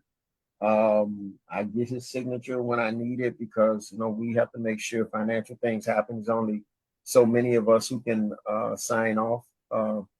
James, I don't know, he's never been absent when I need him. I don't know about, is there more things that he could be doing? Is there more things that I could be doing? There's more things that the director of city delivery could be doing. That's arguable, but that's the decision of the president. So, but no one is getting paid to sit at home. I mean, hell, we've been going at it, and Chris and I go at it. He got on this damn committee with me just to mess with me like that. But we go at it about letter carrier issues. He's still just as passionate as he has always been. They push me. They, we sharp knives sharpen each other. I think Dan reaches out to James because a lot of the things that the duties that's been given to Dan has, came from James. So, he had to work with him in that regard. But nah, there's no tussles here. Nobody's taking other people's parking space or slashing tires. We come to work we come here and do the job of the members, man. All right, I got a question for you. And one thing I always say this union does not have a lot of is a lot of people who are organizers. And organizers are different from people who do contract negotiation, grievances, contract negotiation, that's the defense, doing labor law and everything. Organizers, or the offensive part, are things like doing rallies, protesting outside of a politician's office for not, to put pressure on them to do things. You were a bit of an organizer. I like to see it. We don't have many. David Grosskopf, if any, I always would give him props on doing the one in Buffalo. That was amazing. The sword and shield method is one I always talk about, but David Grosskopf did well. I was watching a video from a while ago. You did this. You were doing organizing Staples rallies, right, way back. So which I love to see. I like to see presidents and leaders get their people, mobilize them to show up. That's a leader, and that's something I'd love to see. I mean, you have to do the contract, of course, that's one thing, but that's great, and I love to see it. Let me stop right there. Oh, yes, please. You want to talk about the Staples rallies? That's awesome. No, this is the point I was getting at when I started talking, when I went off on that tangent. I believe that we need to involve more of our members, get more of our members. When I was talking about getting involved in the constituency group, but not only that, one of the things that I did in Chicago, and I still have that rapport with them today, is the relationships that we develop with our local congressional offices, right? That they know who we are, that we're just not doing everything top down, that everything isn't just coming from Brian, but also utilizing our people out there is one of the reasons. So the coalition, the Congressional Black Caucus, every year have this big legislative event. And I mean, it is run by the Congress people themselves. They do workshops. And so I think one of the things that I sent, that I did recently when I was talking in front of them was, advocating on behalf of letter carriers. But if there were other letter carriers likewise building these relationships on the local level, they say all politics are local, right? If we build these relationships on a local level, it makes us even that much stronger. With the things here, because they know who, the congressperson know who their letter carrier advocate is. And don't get me wrong, I think the liaisons is good, but I think it's also better when it comes from the leadership in the local branches. to reach out and develop these relationships with the congressional offices, get our people involved in other labor issues. You know, I used to always say when in Chicago, you know, if we want people to help us, we have to be out there on the front lines helping them. Okay, we have to be out there. Yes, I was out there doing the fight for 15 and all the organizing stuff, and out there with the Unite Here, with the 99%. I remember we shut down Michigan Avenue, and we was like literally sitting on Michigan Avenue. But you know, I was there. John, that's how John and I met during Occupy. 2012, so, Chicago. 2012. That's what we so met. Funny because the story behind there. Yep. My previous recording secretary, Peter Scribnerski, he was like assessing the whole thing. And he was like, man, you know, it'd be good. You know, we need to get arrested and everything. And he was like, you don't get your wish if we continue to sit here because the police are surrounding us. And he said, I'd say we got about 5 minutes, and we got out of there. But it was so cool. No, I do believe that we need to be more aggressive, that we can be. Let me put it like that we can be more aggressive in our approach. I don't think it's just paying lobbyists and spending a whole lot of money sending people around to talk on our behalf. We have our members who can do it at the local levels, who can engage them in ways that we can't engage them. We do give the both sides of the aisle because our issue is not a blue issue, it's not a red issue. I mean, because rural America, like they see with this current shutdown, will be impacted as much as anybody in urban areas and big cities. So I think that we have the ability to do more to get our issues across. Let me just put it like that. I want to cut off Chris one more time because you talked about 2012. So I was there. The nurses were doing the campaign. Yep. So I took the bus over from Boston to Chicago, and we did the whole march around the city. We shut down the city, and then we're chilling at the park. And then I look over, there's a picket line outside of a hotel, and all the news are focused on the protesters, right? Like they want the riot porn for the ratings. So I walk over across the street to this hotel, and they're like, "Yo, we're the longest strike in history." I was like, "What? Oh, we've been on strike for like 20 years." Congress Hotel, yeah. Yeah. So like I walk back. So I walk back across the street. There's like 300 fucking people sitting on the grass that just marched across the city, and I was like, "Yo, there's workers on strike. Let's go and fucking join that picket line." And we redid the picket line, and the news media showed up and all that. And I was just like, "Yo, this is what's up." So like, if anyone has any doubt National Nurses Association, wasn't it? Yeah, NNU, National Nurses Association, and then it was during the WTO, World Trade. I see you out there, man. You probably. I was holding a banner that said "Occupy Together" or something like that. But my point is, it's like you're talking about, we all need to work together, right? Like you have Chicago has a very good Central Labor Council. And I said this during the Brian thing, like a lot of branches pay into Central Labor Councils and they're not active with them. There's also like CLWU, the League for Women. Like we need to start plugging into these organizations. And like you're talking about Chicago, it's getting me fired up because like that was like the height. That's what got me off the sidelines. That's what made me an organizer. And like we should be doing that now, right? Our brothers and sisters at AFGE, AFG is almost broke, right? They're spending all their union dues on lawyers, and then like that could happen to us. Like if they go after us, we'll be tied up in the court system. And they're doing a lot better than what they were doing initially because they lost a lot of members. They represent something like 800,000 members, but not 800,000 employees. They didn't have 800,000 members, but they represented 800,000 employees. Like, you know, they're not required to be a part of the union. But when they were doing all those things to bust the union, it actually started to drive up union membership, even though they got rid of some of those, they voided out union contracts and shut them down. So they actually are in a better position than what they were just a few months ago. But no, again, there's a constituency group for the LGBT community. There's a constituent, and I don't think those things divide us. I think it's ways of strengthening us by getting our people engaged in the labor movement. Thus, they become more engaged in the NALC. And as this is well. where I'm going with, right? And Like, they take our issues to other people who would fight on our behalf as well. You know, because they're telling us, because at CBTU it was always APW this, APW this. Now they talking about the letter carriers this, and the letter carriers that. And they had me do that testimony in front of the congressional members who were there in attendance. And I think that there are ways that we can get more of our members involved without just thinking from the top down in terms of reaching out to these congressional people who you don't have no real relationship with, other than that you just spending money to go to their functions and all this other stuff. I think there are better ways that we can take advantage of it.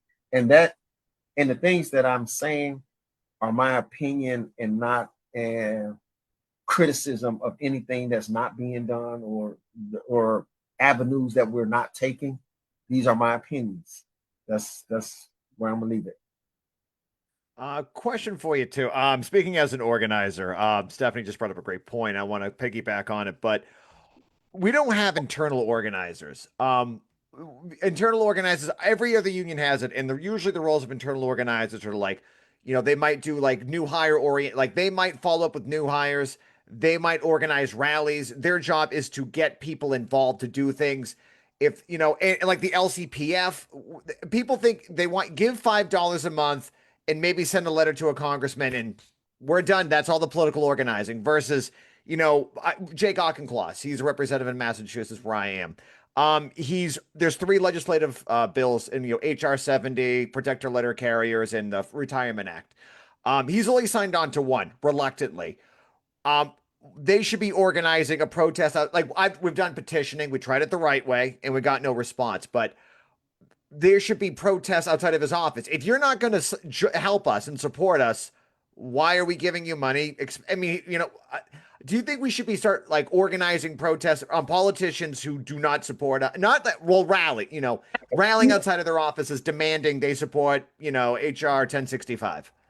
Because I don't necessarily think that we need to organize rallies. I think we need to hold them accountable. I think and if it comes to holding a rally or withholding support, we need to be willing to do so. When I talked with them at the Congressional Black Caucus about the plight of letter carriers and our initiatives, right?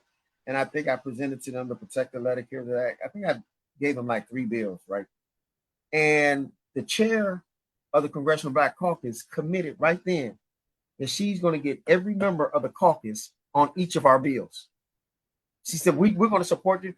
I'm going to get every member. So my next thing, and I don't know if this has happened or not. So I come back and I tell our political people, I say, look, they've committed to getting their people on. So we need to talk to our liaisons to get with them to make sure that they've gotten on our bills. Now I'm kind of busy with the work I got doing. I haven't gone back to the bills to see who's on or not. But if these people are committing to do stuff, or if we are going to their fundraisers, if we are supporting them, then likewise they need to be supporting us. We need to hold each and every one that we support accountable in terms of making sure that they're supporting us. And I do mean on both sides of the aisles, right? We always talk about we have friends on the other side of the aisle, then they shouldn't run for cover just because someone tell them to vote a certain way or not to vote a certain way, because these are supposed to be our friends, right? They're taking our checks. They need to show that they're our friends. I just think that we need to hold folks accountable. Yeah. Mac, I think a lot of us, that's where a lot of the problem we have with the letter carrier political fund is like, I love donating to it. Because I want to see this place, survive. But, we gave money to, Catherine Clark, and we talked to Brian about this the other day, and it was like, oh, she didn't co-sponsor HR 70, neither did Minority Leader Jeffries. Oh, well, they're the heads of their, the party. Well, it like leadership is like showing like maybe like sponsor it because it's the right thing to do, and not just because we give them a check every month or every quarter, but actions speak louder than words, and go out there and say, you know what, even though we're not supposed to as leaders support these play favorites with these bills, this is an American institution that there needs to be a better appeal to these people. Like, just don't take the check, like do something else with it, and don't just like a tweet that Brian can retweet.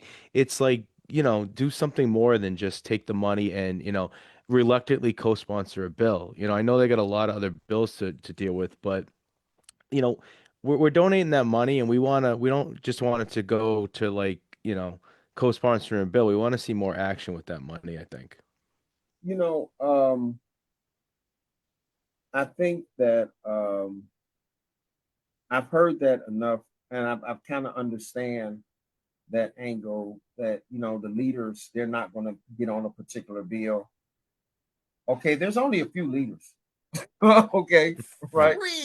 Three big ones and two minor ones. Yeah. Is it like a total of 4 leaders? Yeah, like one's like Okay. allowing us to ship alcohol. That's the other Right. one. That's number Right. 4, which How is a many great people in one for Congress- me. How many people in Congress?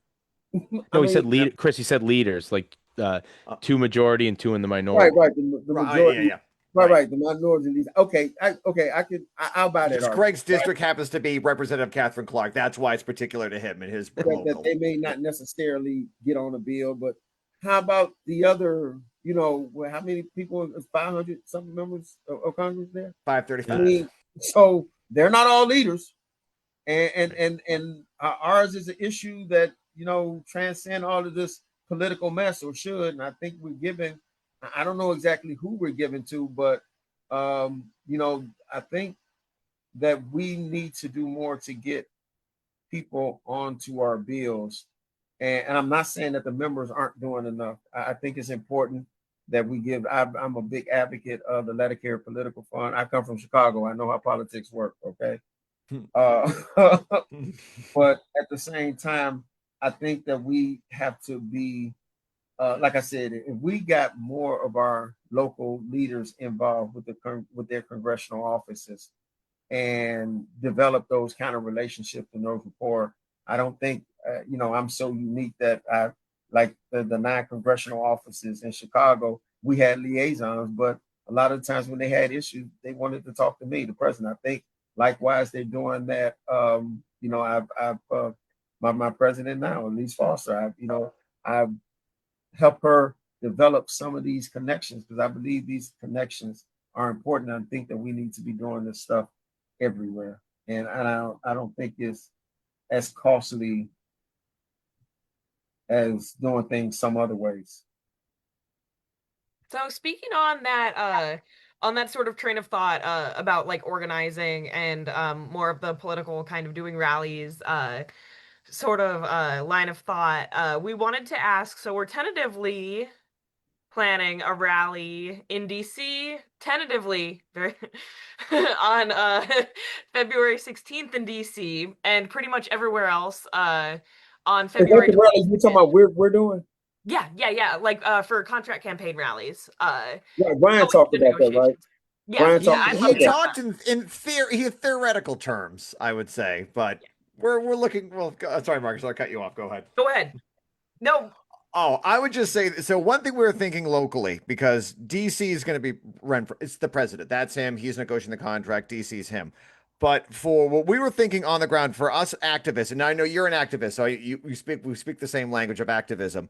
You mentioned on that video that you organized buses and the buses were full. That's a great problem that you had there.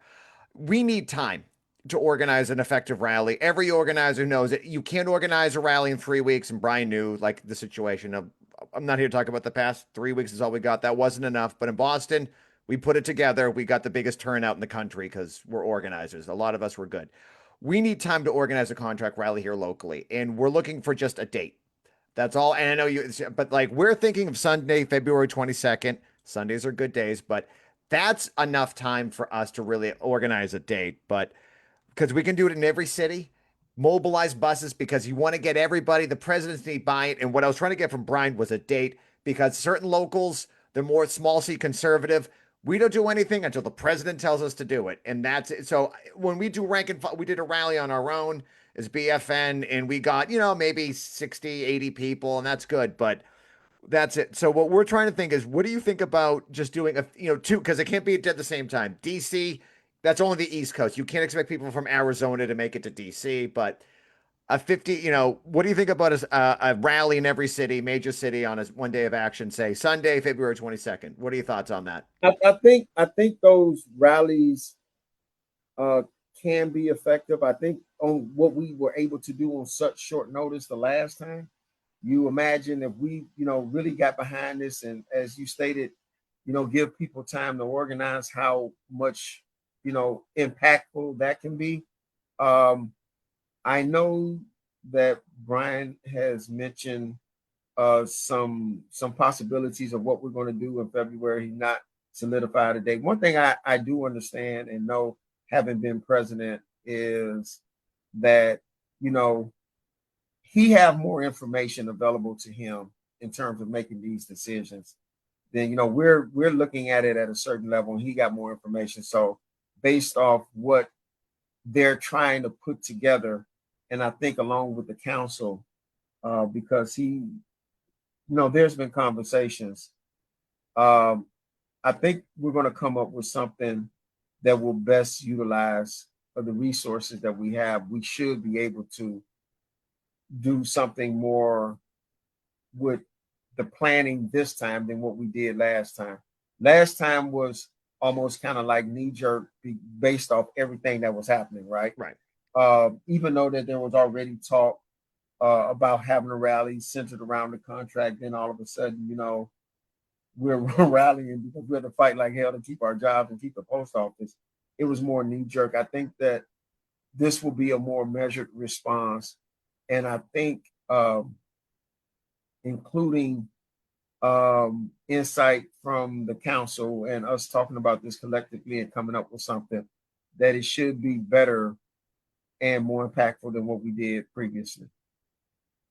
So I don't necessarily disagree with what you threw out there, but I think that whatever date, because there's been dates that's been scenarios that's been discussed, and you understand that I'm not being evasive in answers, but I know you're not the one in charge. I know you're not the president, but I know you're the executive. So I don't talk about things that's been discussed within the council walls. We got a rap session coming up, and I think he will be better suited to answer some of those questions. I think he answered some of them the other evening. I was able to catch a little of it, but I think collectively we put our heads together, and we can do something that's beneficial. All right. Thank you. Because I was thinking, because like I said, DC is the best one. Obviously, that's a big thing, and we can't. Like I said, I can't organize. I mean, in Boston, we can get the crew. We could put everything back together pretty quickly. Like get it. We know because we did before. And you talked about like the committee people stepping up. It was all rank and file. Obviously, Capone and Greg were there, and they're both presidents. But like, someone got the permit, someone got the PA. Someone got the speaker list. We got the teachers union. We got APW. We learned the process, and we can do it. We learned that on our own. That was the best teaching method. So yeah, that's, like I said, it's the date we're dying for. I know that's not but thank you for speaking on that. I think Greg, you had something you wanted to say about that. No. Did I answer your question, Margo? Oh yeah. Yeah. Sorry. Yeah, I think that was good. Yeah, I mean, just like Chris said, we're really pushing for a date because we wanna get the ball rolling, want to get organized. And we're really excited. We're really excited too. I actually, at my branch meeting last night, we passed for like a tentative date for the 22nd. So Hey, Mac. I don't know how much long we have on you, but here's another question. Is it better to break the union or break the law? What? Is it better to break the union or break the law? Define what you mean by break the union. If Trump and the entire executive council federal government comes after us, try to attack us, Is it better to fight back, or What do you mean by fight back? that's the thing, right? Like, Yeah. how far do we fight to protect our union? I mean, we have to do everything that we're able to. Okay, so methods, anything. Let me say that we discuss a lot of scenarios in terms of being prepared for any attack that can happen to our union.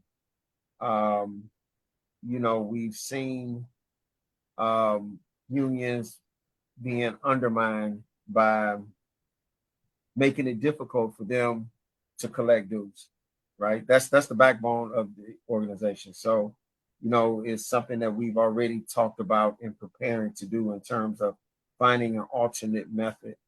Who knows what he or this administration can have up their sleeve in terms of trying to undermine this union. I think that we're very fortunate. You know, we talk about our retirees and the strike of 1970. And to me, it was so ironic that what happened in 1970, to me, my opinion, I think is why we're still here today. I think I mentioned that earlier, and not under the umbrella of the Commerce Department. And that's, you know, the Postal Reform Act of 1970 that made us a separate, you know, government entity, or that we are, you know, we are affiliated with the government, but we are not the government, right? Quasi-public. What's that?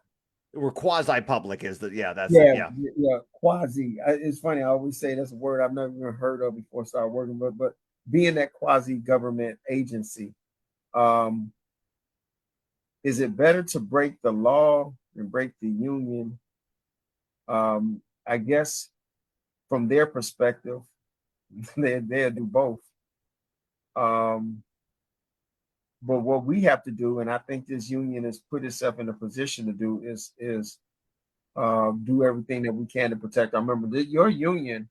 Yeah, I mean, you can go look up the financial reports from the convention that's put, or the ones that's put out annually. We are in a good position, right? But the way that we are set up in terms of, and you have to consider this, that you know, we do a lot of our representation on union time, right? What if that union time no longer exists, right? So where does the resources come from? It has to come from this union.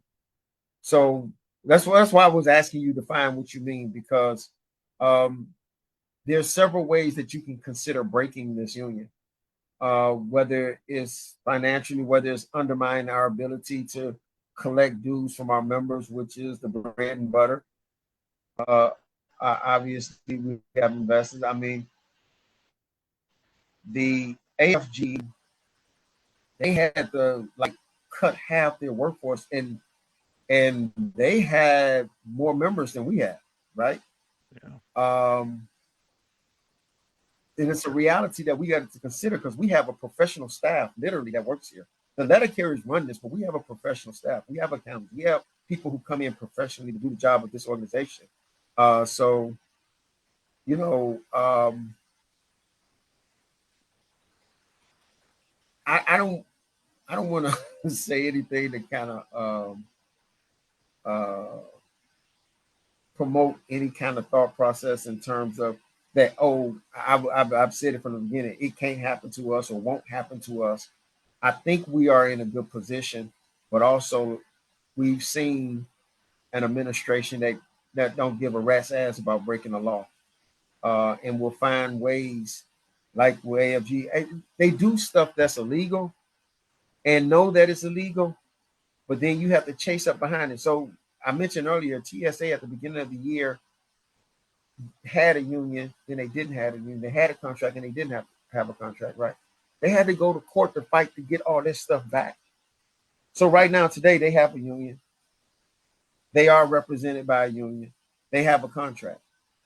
But that's how you undermine, and that's, and there's going to be other ways too. The Department of Labor, we see the things that are being done. People put all of that is being done to undermine labor. And as it starts with the public unions, the federal unions, you're going to see it also with the private sector. The next election,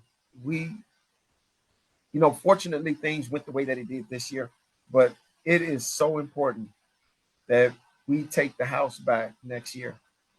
People talk about elections in 2026. Those are the elections that really matter for this organization as a whole. Those congressional. So again, I'm a big advocate for the Medicare Political Fund. I'm a big advocate for getting people involved, not just organizing about our contractual, which is important, but our legislative goals as well. So good question. I hope I answered it for you. No, it's straight. Okay, yeah. I wasn't trying to be evasive there, but there's a lot to consider with that. Yeah, I think a lot of people inside of our union needs to have that mindset, because I don't think we do a good job educating class consciousness within our union. We kind of just ignore it and we hope that it doesn't affect us. But it's like we literally have someone in the White House, as you said, tearing down the White House, and it's like it's not even a metaphor. It's not a metaphor. It's a real deal. I had to go take a picture of it, man. I had to see this for myself. It wasn't enough to. I'm like, this is tearing up the White House. Hey, one last thing. Back after Occupy and after all that organizing, I jumped into organizing a grocery store. And while I was organizing a grocery store, 2015, Bernie Sanders announced that he's running for presidency. And that night, me and two others created Labor for Bernie. And we developed a whole network. And we ended up getting like 60,000 union members to sign up. And we got a bunch of branches inside the NALC, the APWU, IBEW, National Nurses to all endorse Bernie. I feel like if you were back then, and would you have endorsed Bernie Sanders, or would you have been on the sidelines? So do you think Bernie Sanders would have changed our direction? I like Bernie back then. I recall I did like Bernie. Unfortunately, I think that the Democratic Party has not been good at getting their message across and owning, embracing who we are, or I guess more appropriately, allowing other people define who they are, defining what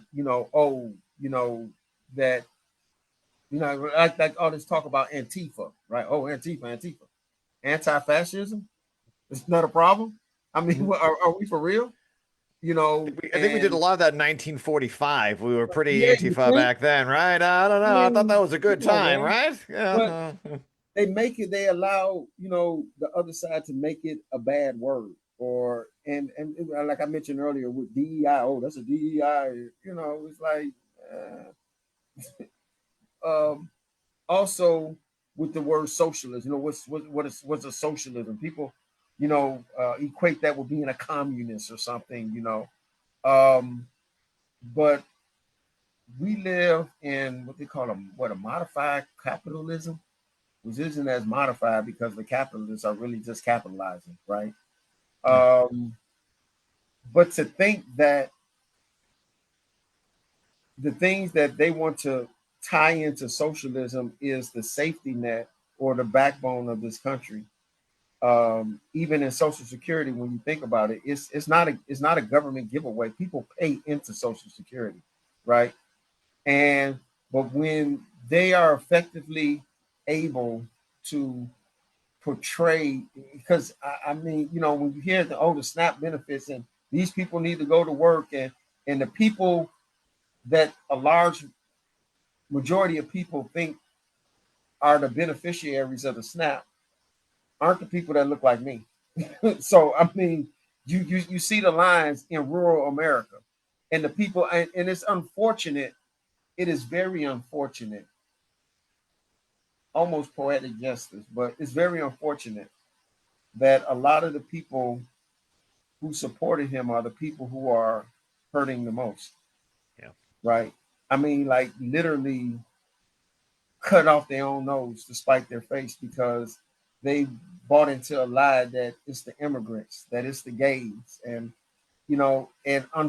what we're seeing is the thread of America, of hatred, is really as great as undoing right now.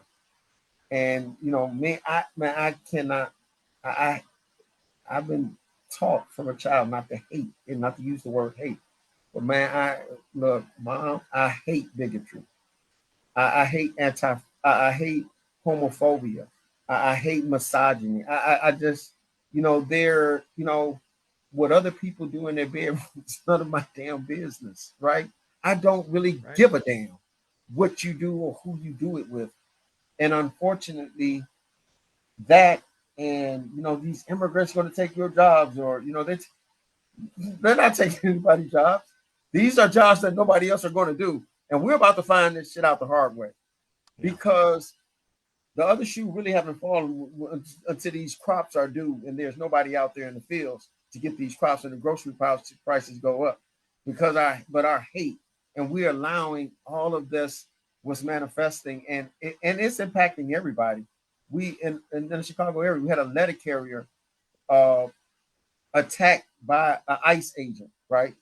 And they're mobilizing on postal property. We've had ICE agents run into post office chasing after people, and like taking, and this, and the sad part about it is no one is saying anything, like it's okay. And then when it start impacting other folks, I guess I'll say it. The only good ice is in our iced coffee. Ice should be abolished. So, I mean, he pardoned all these people, Proud Boys. They come out and get a dream job. They work for ICE now. That's who they are. That's why they got their face covered. Come on, let's call a thing a thing. We You know can what still it see the is. swastika tattoos, that they're not hiding Yeah, those. Yeah. it's unfortunate, but we have to realize all that. And I know that there's a concern that has been raised to the Postal Service about things that have transpired between ICE on postal property and postal employees. But I believe that will probably be discussed at the RAP session. So I'm not in a position to say anything about it. Let me put it like that. Right. I defer to the leadership to speak to that we've discussed. Just real quick, Mac, you talked about the person down the street from you in the White House. I tend not to say his name a lot, but when Capone, Chris, and I ran for state, state's all about politics. We wanted to appeal to, like, as I say, the 40% of letter carriers that voted for the guy, and not that you can vote for whoever you want, but when he comes for our job eventually, and you're like you said, you're cutting off your nose to spite your face, because if eventually it happens, what are they gonna say then? And that's what we have to appeal to them. Like, when you're out of a job, he's not gonna be your savior, because, by the way, the benefits are all gone for if you're out of a job. So there's got to be a better way to appeal to those people. And as we tried to do is if you're a conservative, fine. If you want to vote for the guy, fine. But if he's gonna take your job away, you got to stand up for yourself and almost Absolutely. use your vote for him, that you were gonna vote for him and your family was gonna vote for him, as a threat. Because if he takes the step P is doing pretty well, like you said. If he takes your $82,000 job away, there's not going to be anything for you. You're going to be working at Walmart, being a greeter at that age. So we have to appeal to those people and say, like, I get it, fine, you support him. I don't agree with anything of that, but think about your job and think about like what you're doing to your job when you support someone like that. Yeah, you know, I think that we try as much as possible, but I think again, uh, more has to be done to educate our members, particularly our younger members. I'm not faulting anyone here. I just think that collectively, people need to understand. You know, I was explaining to a group one time. They were talking about. They asked me what did I think about us striking, and I'm like, this is not the same environment of 1970. Okay, understand, please, and do your homework. I think I wrote a whole article about that. I saw what happened firsthand to Patco, right, when they went on strike, right. I'm old enough to remember that, and my father worked for Uniroyal at the time. What happened in 1970 did not happen the way they wanted to in 1980, right? Reagan fired all of them. Okay, we were Walmart in 1970. The United States Postal Service, United States Post Office Department was, right. We was the largest civilian. Well, we were government, but we was the largest employer in America. But we were paying Walmart wages. That people were literally on food stamps, and it was not the job it is today. And why is not the perfect job in terms of? And I spoke to that earlier about people not making enough at the lower level. We have a hard time getting the general public around us, especially in this environment when prices are going up and people are losing their jobs. And they hear talk of letter carriers making, I don't know, 150,000, 175, 200,000. I know it's not just happening in Chicago, right? I know it's happening in other places. And when people hear that, they start thinking that every letter carrier they see is making $150,000 a year. And that's not the reality. We're not in that type of environment where we can do that and survive. But likewise, we have to better educate our members in terms of their voting decision, in terms of how it's going to impact them, and what this whole man, it's almost like we literally need to go back to schoolhouse rock, man, on a whole generation of folks who really don't understand how stuff works, man. It's the reality that we're in right now. So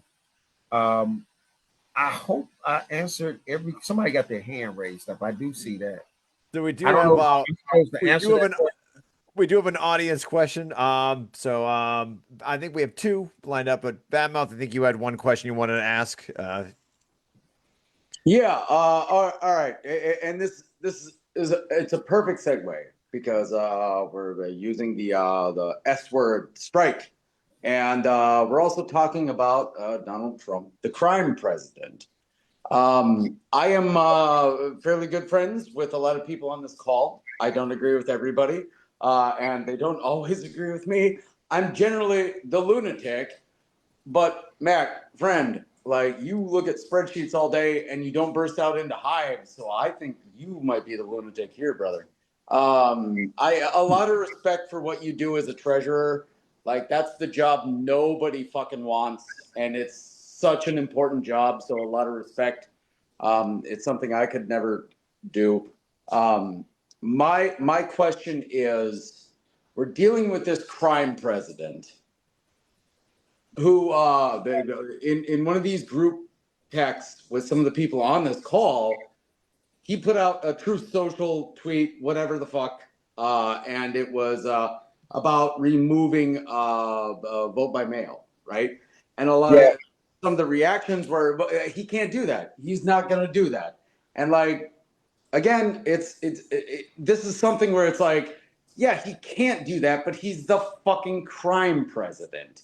Like like, and the Supreme Court says he can do whatever the hell he want to do. Exactly. You could drone strike you if you want. Boy. Like so it's something that like even if he can't do it, he can do it right now.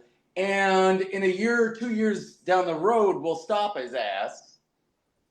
But then the damage is already done.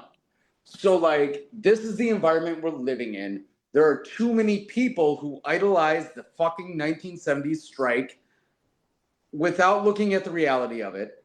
like you were saying, but then there are people who are like, well, who are idolizing fucking 2015 before all this shit started to get set into motion, and both are fucking asinine as far as I'm concerned, because we are not playing by the same rules anymore. This is a completely different game where there are no rules. I don't know if any of you have ever babysat a 5-year-old full of Mountain Dew, but this is what we're dealing with politically right now. And so, like, like, this is what we're dealing with. My question to you is, with the concept of strike, also, I just want to, this conversation has been excellent, especially when we're talking about collaborating with other unions and communities and shit like that, like Murphy was talking about earlier. If you're not going to your monthly Central Labor Council AFL-CIO meeting, you're fucking up if you're not doing that and you're actually serious about this shit. So please do that. What I want to ask you as a treasurer with a national position, we have seen this crime president strip people of their bargaining rights. We have seen all of this illegal shit happen and and seen these people deal with that shit and have to deal with that shit. And it might, there might be something left standing. There might be something left standing when the dust clears 4 years from now and the courts are ready. Is the NALC, is there any discussion whatsoever about doing something to build a job action strike fund, something like that, a contingency plan for if he comes for us?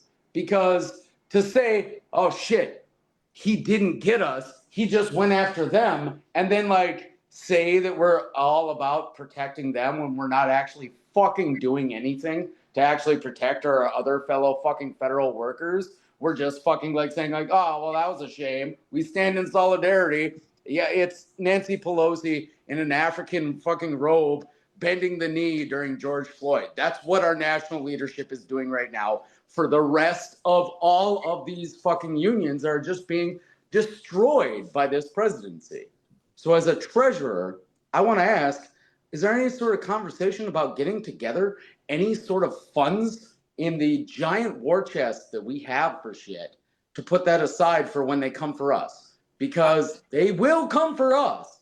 Like, to say that they won't is, I'm sorry, but that's like saying that's Christmas whistling in the wind, right? Yeah, yeah. Like I don't think I'm being an alarmist in this. I'm just seeing people.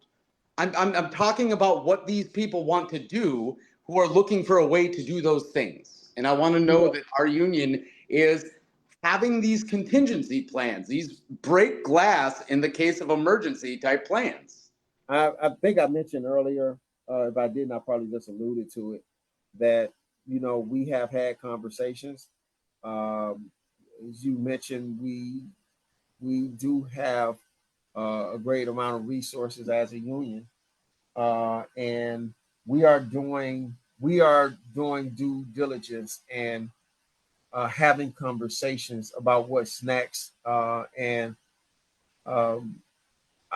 obviously more that will, all of it is a contingent upon anything that happens from down the street. And we know that can happen at any moment. I mean, there's a reason. Let me put it like this.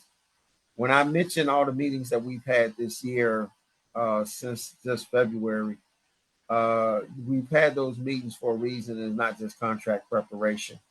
We are being kept abreast of the latest actions and things that we need to consider as a labor union, or any possible attacks that can come our way. So we are positioning ourselves to be prepared for anything that we see coming our way. But then again, realize what we're dealing with here. I mean, realize what I can't say it. The dude was tearing up the White House. Okay. I mean, realize what we're dealing with here. So, I mean, it could be on a whim on something that we get tomorrow that we may be reacting to. So I mean, we're not sitting back thinking, hey, it's not going to happen to us. And I've said this several places I've gone that I'm not trying to be the boogeyman, or I'm not trying to scare folks. But the threats against the Postal Service and this labor organization, your union, are real. We know this, okay, and we are accordingly discussing our options when we meet. All right, awesome. Yes, great answer. Stephanie LaGreca, I think, has a question. I think I unmuted you. Yeah, you did. Okay, there you are. Hi, Steph. All right, go for it. So, Mac, you're on the Article 8 committee. Article 8 Well, is the what biggest now? problem. You're on the Article 8 committee, right? Yes, I am. So, Article 8s are the biggest problem we have locally here. What's Are the problem? there any? I know you see the proposals, you guys go through them. Is there any major proposals to overhaul Article 8 right What's now the that have problem, passed? Stephen? I wasn't trying to cut you off. What's the problem with Arthur? Sorry. I'm I not said being a smart. I'm not being no, a smart. the What so the I mean, problems the with problem. Article 8 is management doesn't understand it because every time we add something new, like a new ODL list or something new to it, it complicates it more. And their excuse is always they don't understand it. Or they bring up a different part of it that doesn't relate to it and it ties us up, it creates more grievances. Has there been any proposals or resolutions that have gotten passed or that have been brought up to streamline it or make it dummy proof? Oh my God, dummy proof against postal management. Against even the carriers, because I have carriers that don't understand it and ask me every single day. but you know what? Article 8 has never been as simplistic. You know, when you talk about the letter carrier paragraph and the various provisions, it seemed like one things conflict one with the other. The reason I got on Article 8, I did as a steward a lot of my steward work and kind of made a name for myself, if you will, is working on Article 8 grievances, the 1260 violations and equitability. And, you know, the changes, one of the things, and I wrote in one of my articles this year about, you know, one of the complexities of it is the two sides to that coin, right? The people who are on the list and the people who are off the list, the things that people on the list want, juxtaposed with the people who are not on the list, who don't want any overtime, right? Because all of this is on our Article 8, which is not overtime, it's hours of work, right? So when you consider all of that, um, the short answer is yes. There are things that we are looking to tweak, and I think it is better left to be fully stated at the wrap session. I will give you some personal opinions, not necessarily speaking out of the committee or anything, because there's a lot of proposals. Trust me, with Article 8. I think I know what attracted me to this. I thought that when those changes were made, and I was vocal about this with the council, is that the ability to punch out with impunity at 11 and a half was not fair to those who are not on the list, who per 8.5F, their max is 10 hours. I think they likewise should be allowed to punch out. Also, you look at our CCAs and part-time flexies in terms of those limitations. But the changes that was made to Article 8 in terms of working beyond the 12 hours, look, I think the Postal Service should have realized a lot of savings in that, because you think about all the escalated remedies that they no longer have to pay by automatically just paying.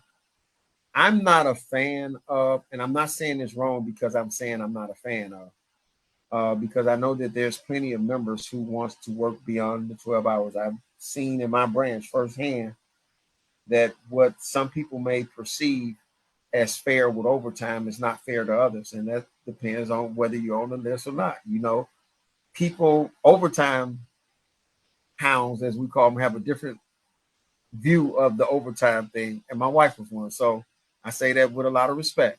Okay. Have a different view of the overtime than people who are not on the list, right?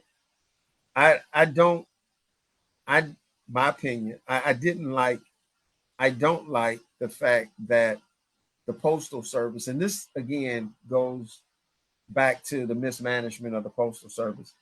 You realize, think about this for those who work for the post office for a while. You remember when getting some penalty overtime was like a thing to go into V time?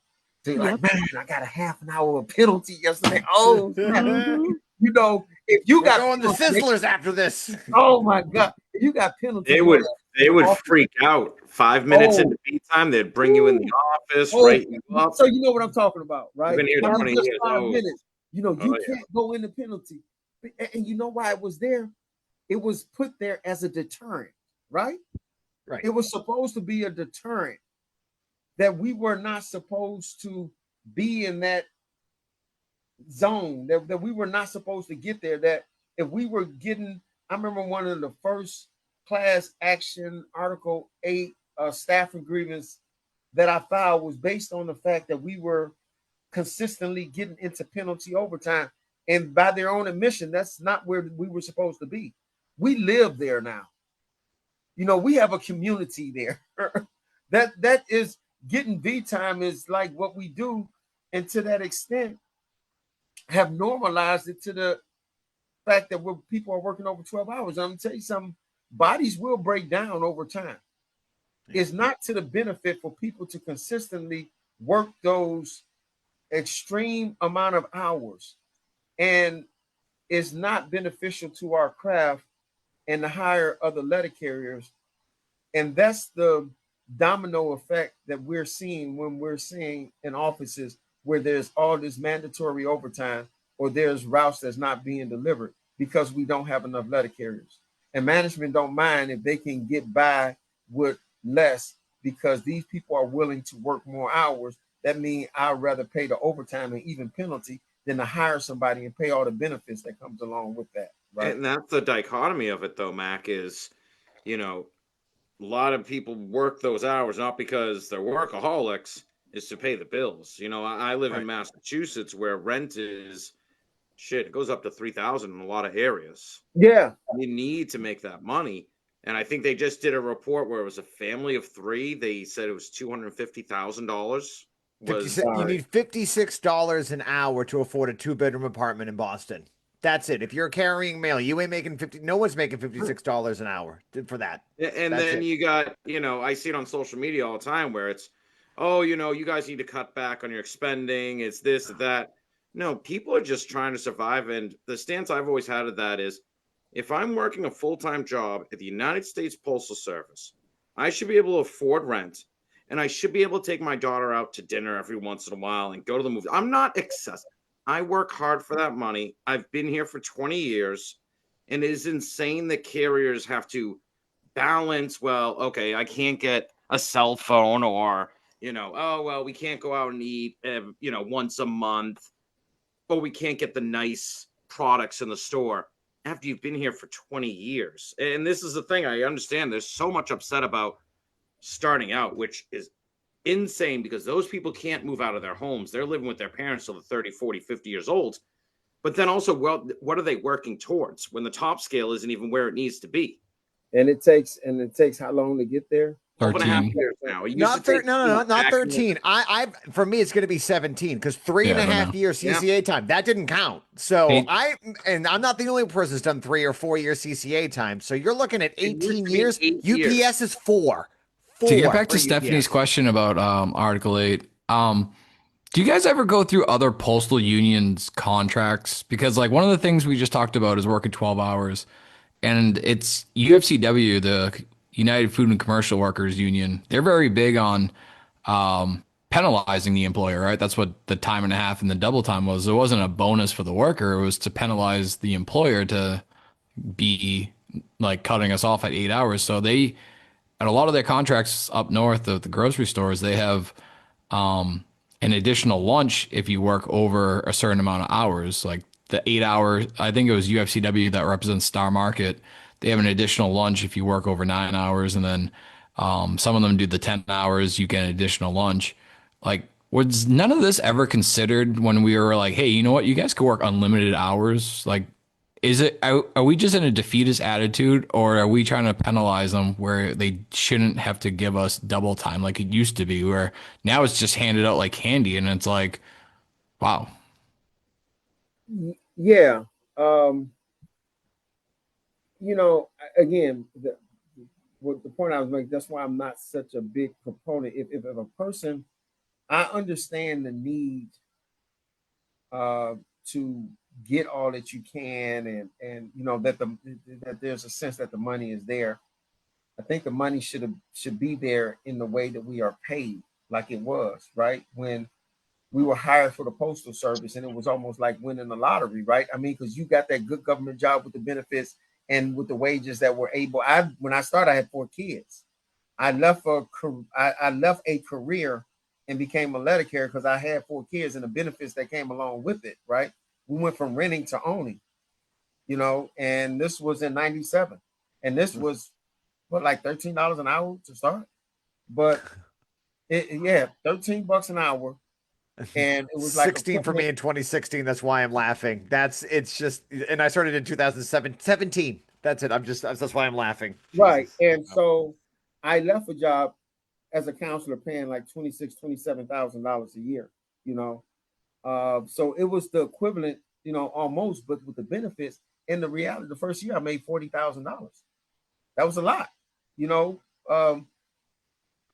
I think again, back to her question about, there's some things, and what the question that was just posed, we looked at other people contract.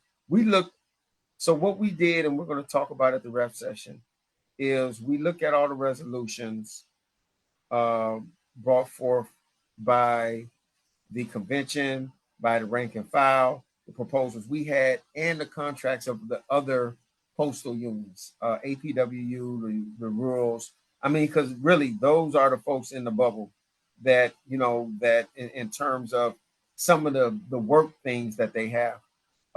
There's some ideals about tweaking Article 8, I think, that the members would like. And I really hope that those folks who are in attendance come with their thinking hats on and with some more ideas and proposals for us that we can talk about, because I know we have some things that, like, we kind of going back and forth on in the committee. Is this something we want to write up as a proposal, and somebody feeling this way and somebody feeling the other way? And like I was literally texting members like, hey, does this apply to you all? What impact does this or that have? And again, I'm being general because we've talked about not talking outside of the committee or the council, allowing the conversations to happen at the wrap session, and you know, gleaming from the members what we can there. But I don't know if you can do anything to simplify anything for management when they're just hell bent on violating the contract anyway. I think we have to hold them accountable. I don't think it's that challenging personally, in terms of, you know, the equitability piece of it, those people who, you know, not working folks beyond their limits, allocating the overtime the way it should be done.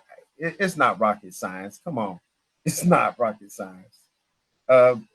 Again, I guess I've said the word a lot. It's holding folks accountable for what they're supposed to do. Management isn't as stupid as they, maybe. Let me not say that. It's not the I'm sharpest not, knives in the drawers in management, you know, I'm not not going all to of give them, them. man. I'm not going to give them too much credit. No, no. But All right. I think we have you know, Margot. this is Oh, something. sorry. This Go is ahead. something that we were like today. Maybe there needs to be joint training or application, or even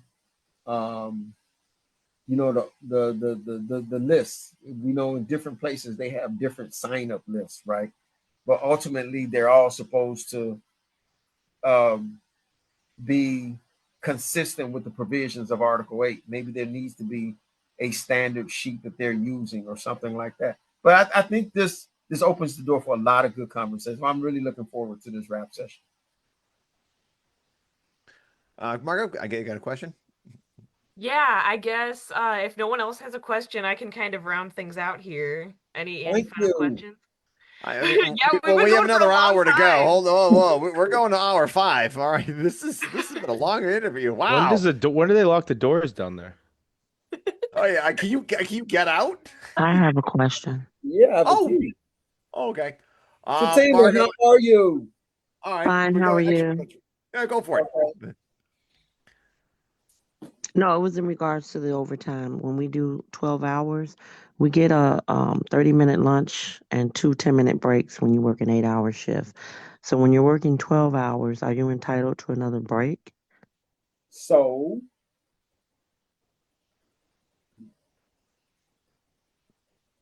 that's one of the things that we discussed about making it contractual. Oh, okay. I've never known for it to be a problem there. For you all don't know, Tritima's out of Chicago. I know her. In terms of being able to take another break, but making it contractual, that you know, working a set amount of hours would provide for another break. That was one of the things that we talked about, Tritima. Okay. That's one of those proposals I expect that this is one of the things we talked about. For the next contract? This is one of the things that we talked about. Okay. I again, you know, we're gonna talk very candidly at the wrap session.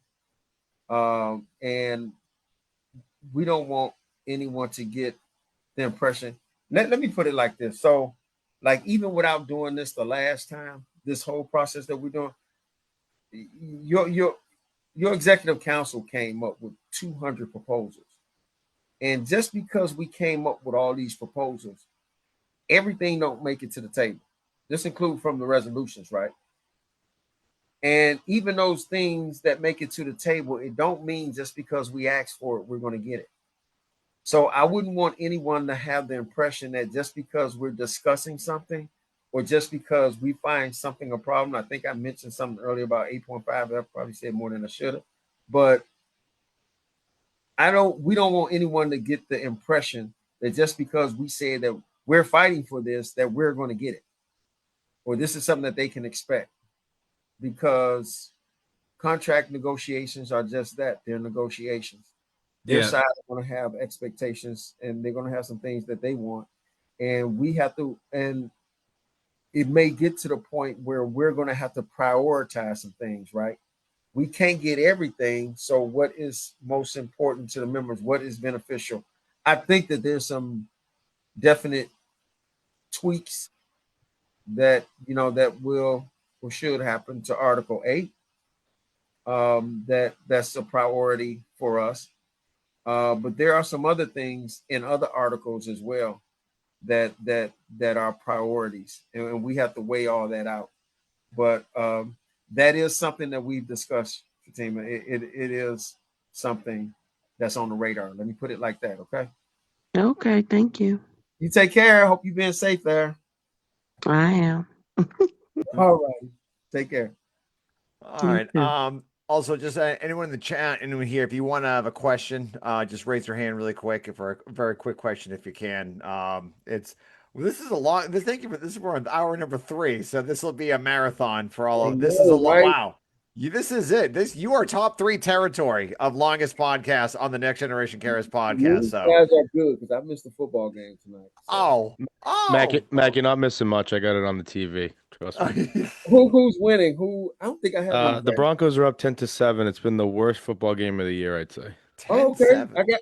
I have the Broncos defense. Okay. Okay. I hope you get the under. So Yeah, I got I the have them in Rams. fantasy. I just Is that why someone put in their bylaws that a special meeting had to occur with 1,000 votes? They got tired of special meetings coming up during football games.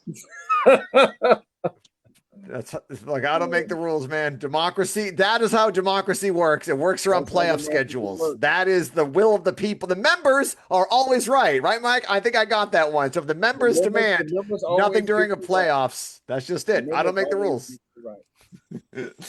All right. Margo, you did have a question, so go for it. Yes. So I just wanted to ask, I think that it's pretty clear that Mack has been one of the favorites for sure, if not the favorite Thank you. that we've had on so far. And I just wanted to ask what advice you would have for young organizers that are trying to change the culture, trying to make a difference within the union. Oh man, I like that. Because, I was them at one time, right? And I never anticipated as doing as much in this union and going as far, if you will. It was about the members on the workroom floor. It was about getting management to abide by the contract. It was moving forward in times and spaces when, I guess I'm a part of the old guard now, but the old guard appeared to be more cautious about things. Go with your gut. Get involved. I used to tell folks in orientation, the reality of it. You all may be starting as a CCA, but one day somebody who started as a CCA is going to be president of this union. That's the reality, right? And I feel very good about allowing people to grow within my union in Chicago. I see quite a few of them on, and I'm just so proud of where they've come from and giving them the opportunity. Let me say this to the leadership: you have to give people opportunities, because we're not going to be around forever, and the future of this union is in the hands of those who are starting and who are coming up, who wants to get involved. I think we owe it to, I was told, you all probably heard this before, the main objective is to leave it better than the way you found it, right? I came in under some challenging times, and it's not no shade towards the people who was there before me, because, reality, they kind of raised me to a certain extent. But I had a vision that our union can be better than what it was. That we can do things, and, with the help of the Leadership Academy and meeting other labor activists and getting involved. In Chicago, we weren't a part of the greater labor movement.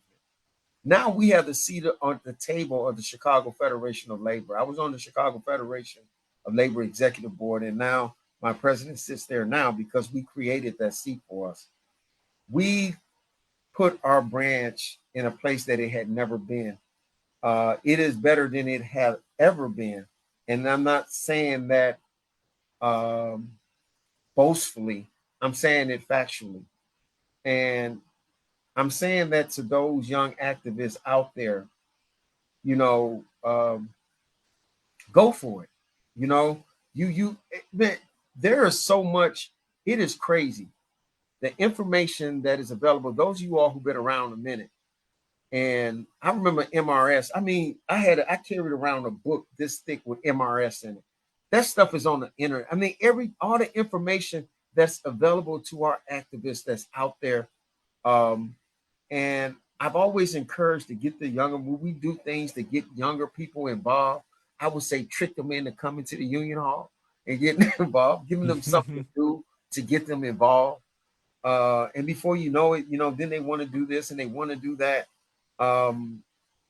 It was male dominated at one time. Now a lot of wonderful women in the branch that I feel good about, that I paved the way for them to get involved, and seeing a lot of these young brothers now getting involved or want to get involved. This is your union as much as it is anyone else. That's what I would tell these young people. This is your union as well. So you go into the parties and they're playing music that you don't like, get some more of your fellow activists to come and y'all start playing music that we don't like. Okay. This is your union as well. So be willing to learn, be willing to. I told someone this, and I think maybe whether it came out the wrong way or whether they just took it the wrong way. And I was telling them, you have a lot of time. Seize this moment to learn what you can from those who are the old guard, who are the leadership. Because if you look at the leaderboard, they ain't gonna be there always. 30, 40 years. But who's next? You're up next. So prepare yourself to be that person next. It was someone, God bless her, T.L. Willis, who that? We call him in Chicago. He said to me one time, and I was even thinking about it. He was like, if you look at everybody ain't gonna be at that table, brother. We're counting on you to do. I never even thought about it. I was just doing the thing, right? I was just going toe to toe with management and fighting for the members. I didn't have the broader vision of one day being in leadership or leading this union. And that's not to put too much on the young folks, but that's where we're headed. And that's what I like about the constituency groups. We're seeing a lot of young people involved, right? And if that's a door for them to get them to connect, to connect the dots, if you will, and to be involved in the labor movement, then the better it is for us. We all win in that scenario. Young people, if you're discouraged, don't give up. This is your union. Those who have an opportunity to encourage these younger folks, get them involved, give them something to do. One of the things that I did before I left, and it was like, I wanted somebody on my executive board who started as a CCA. I made it a point, and I didn't just put her on the executive board just because she started as a CCA. I put her on the executive board because I knew she had the potential and she deserved to be on the board. And I'm very proud of her and all of the officers that are there now doing the thing, the stewards, and a lot of the activists that I'm meeting around the country those who call, I don't mind. Y'all see, I don't mind talking. I ain't got shit else to do here. But I hope that was helpful. And if I can by any way encourage or help someone in what they're doing or give advice or just help with their bylaws, by all means, give me a call. I don't mind. All right, awesome. And I'm if people, accessible. Yep. Also, if people do want to email you or contact you, what's the best way to reach out to you? Julion at NALC.org. All right. Awesome. Go Capone. You got something? No, I was just gonna say thanks so much for coming on, Mack. We definitely would great. like to have you on again sooner or later. Yeah, we're gonna need you to come on because we didn't record this by accident. So you're gonna have to say everything. Oh my God. Do it all over No, but again. we did Facebook Live. No, when I hit live, that was it. So don't worry. This has not been lost to the ether. So it is there. So yeah. So no, it's all right. We realized it at the end. So it's like we didn't hit record.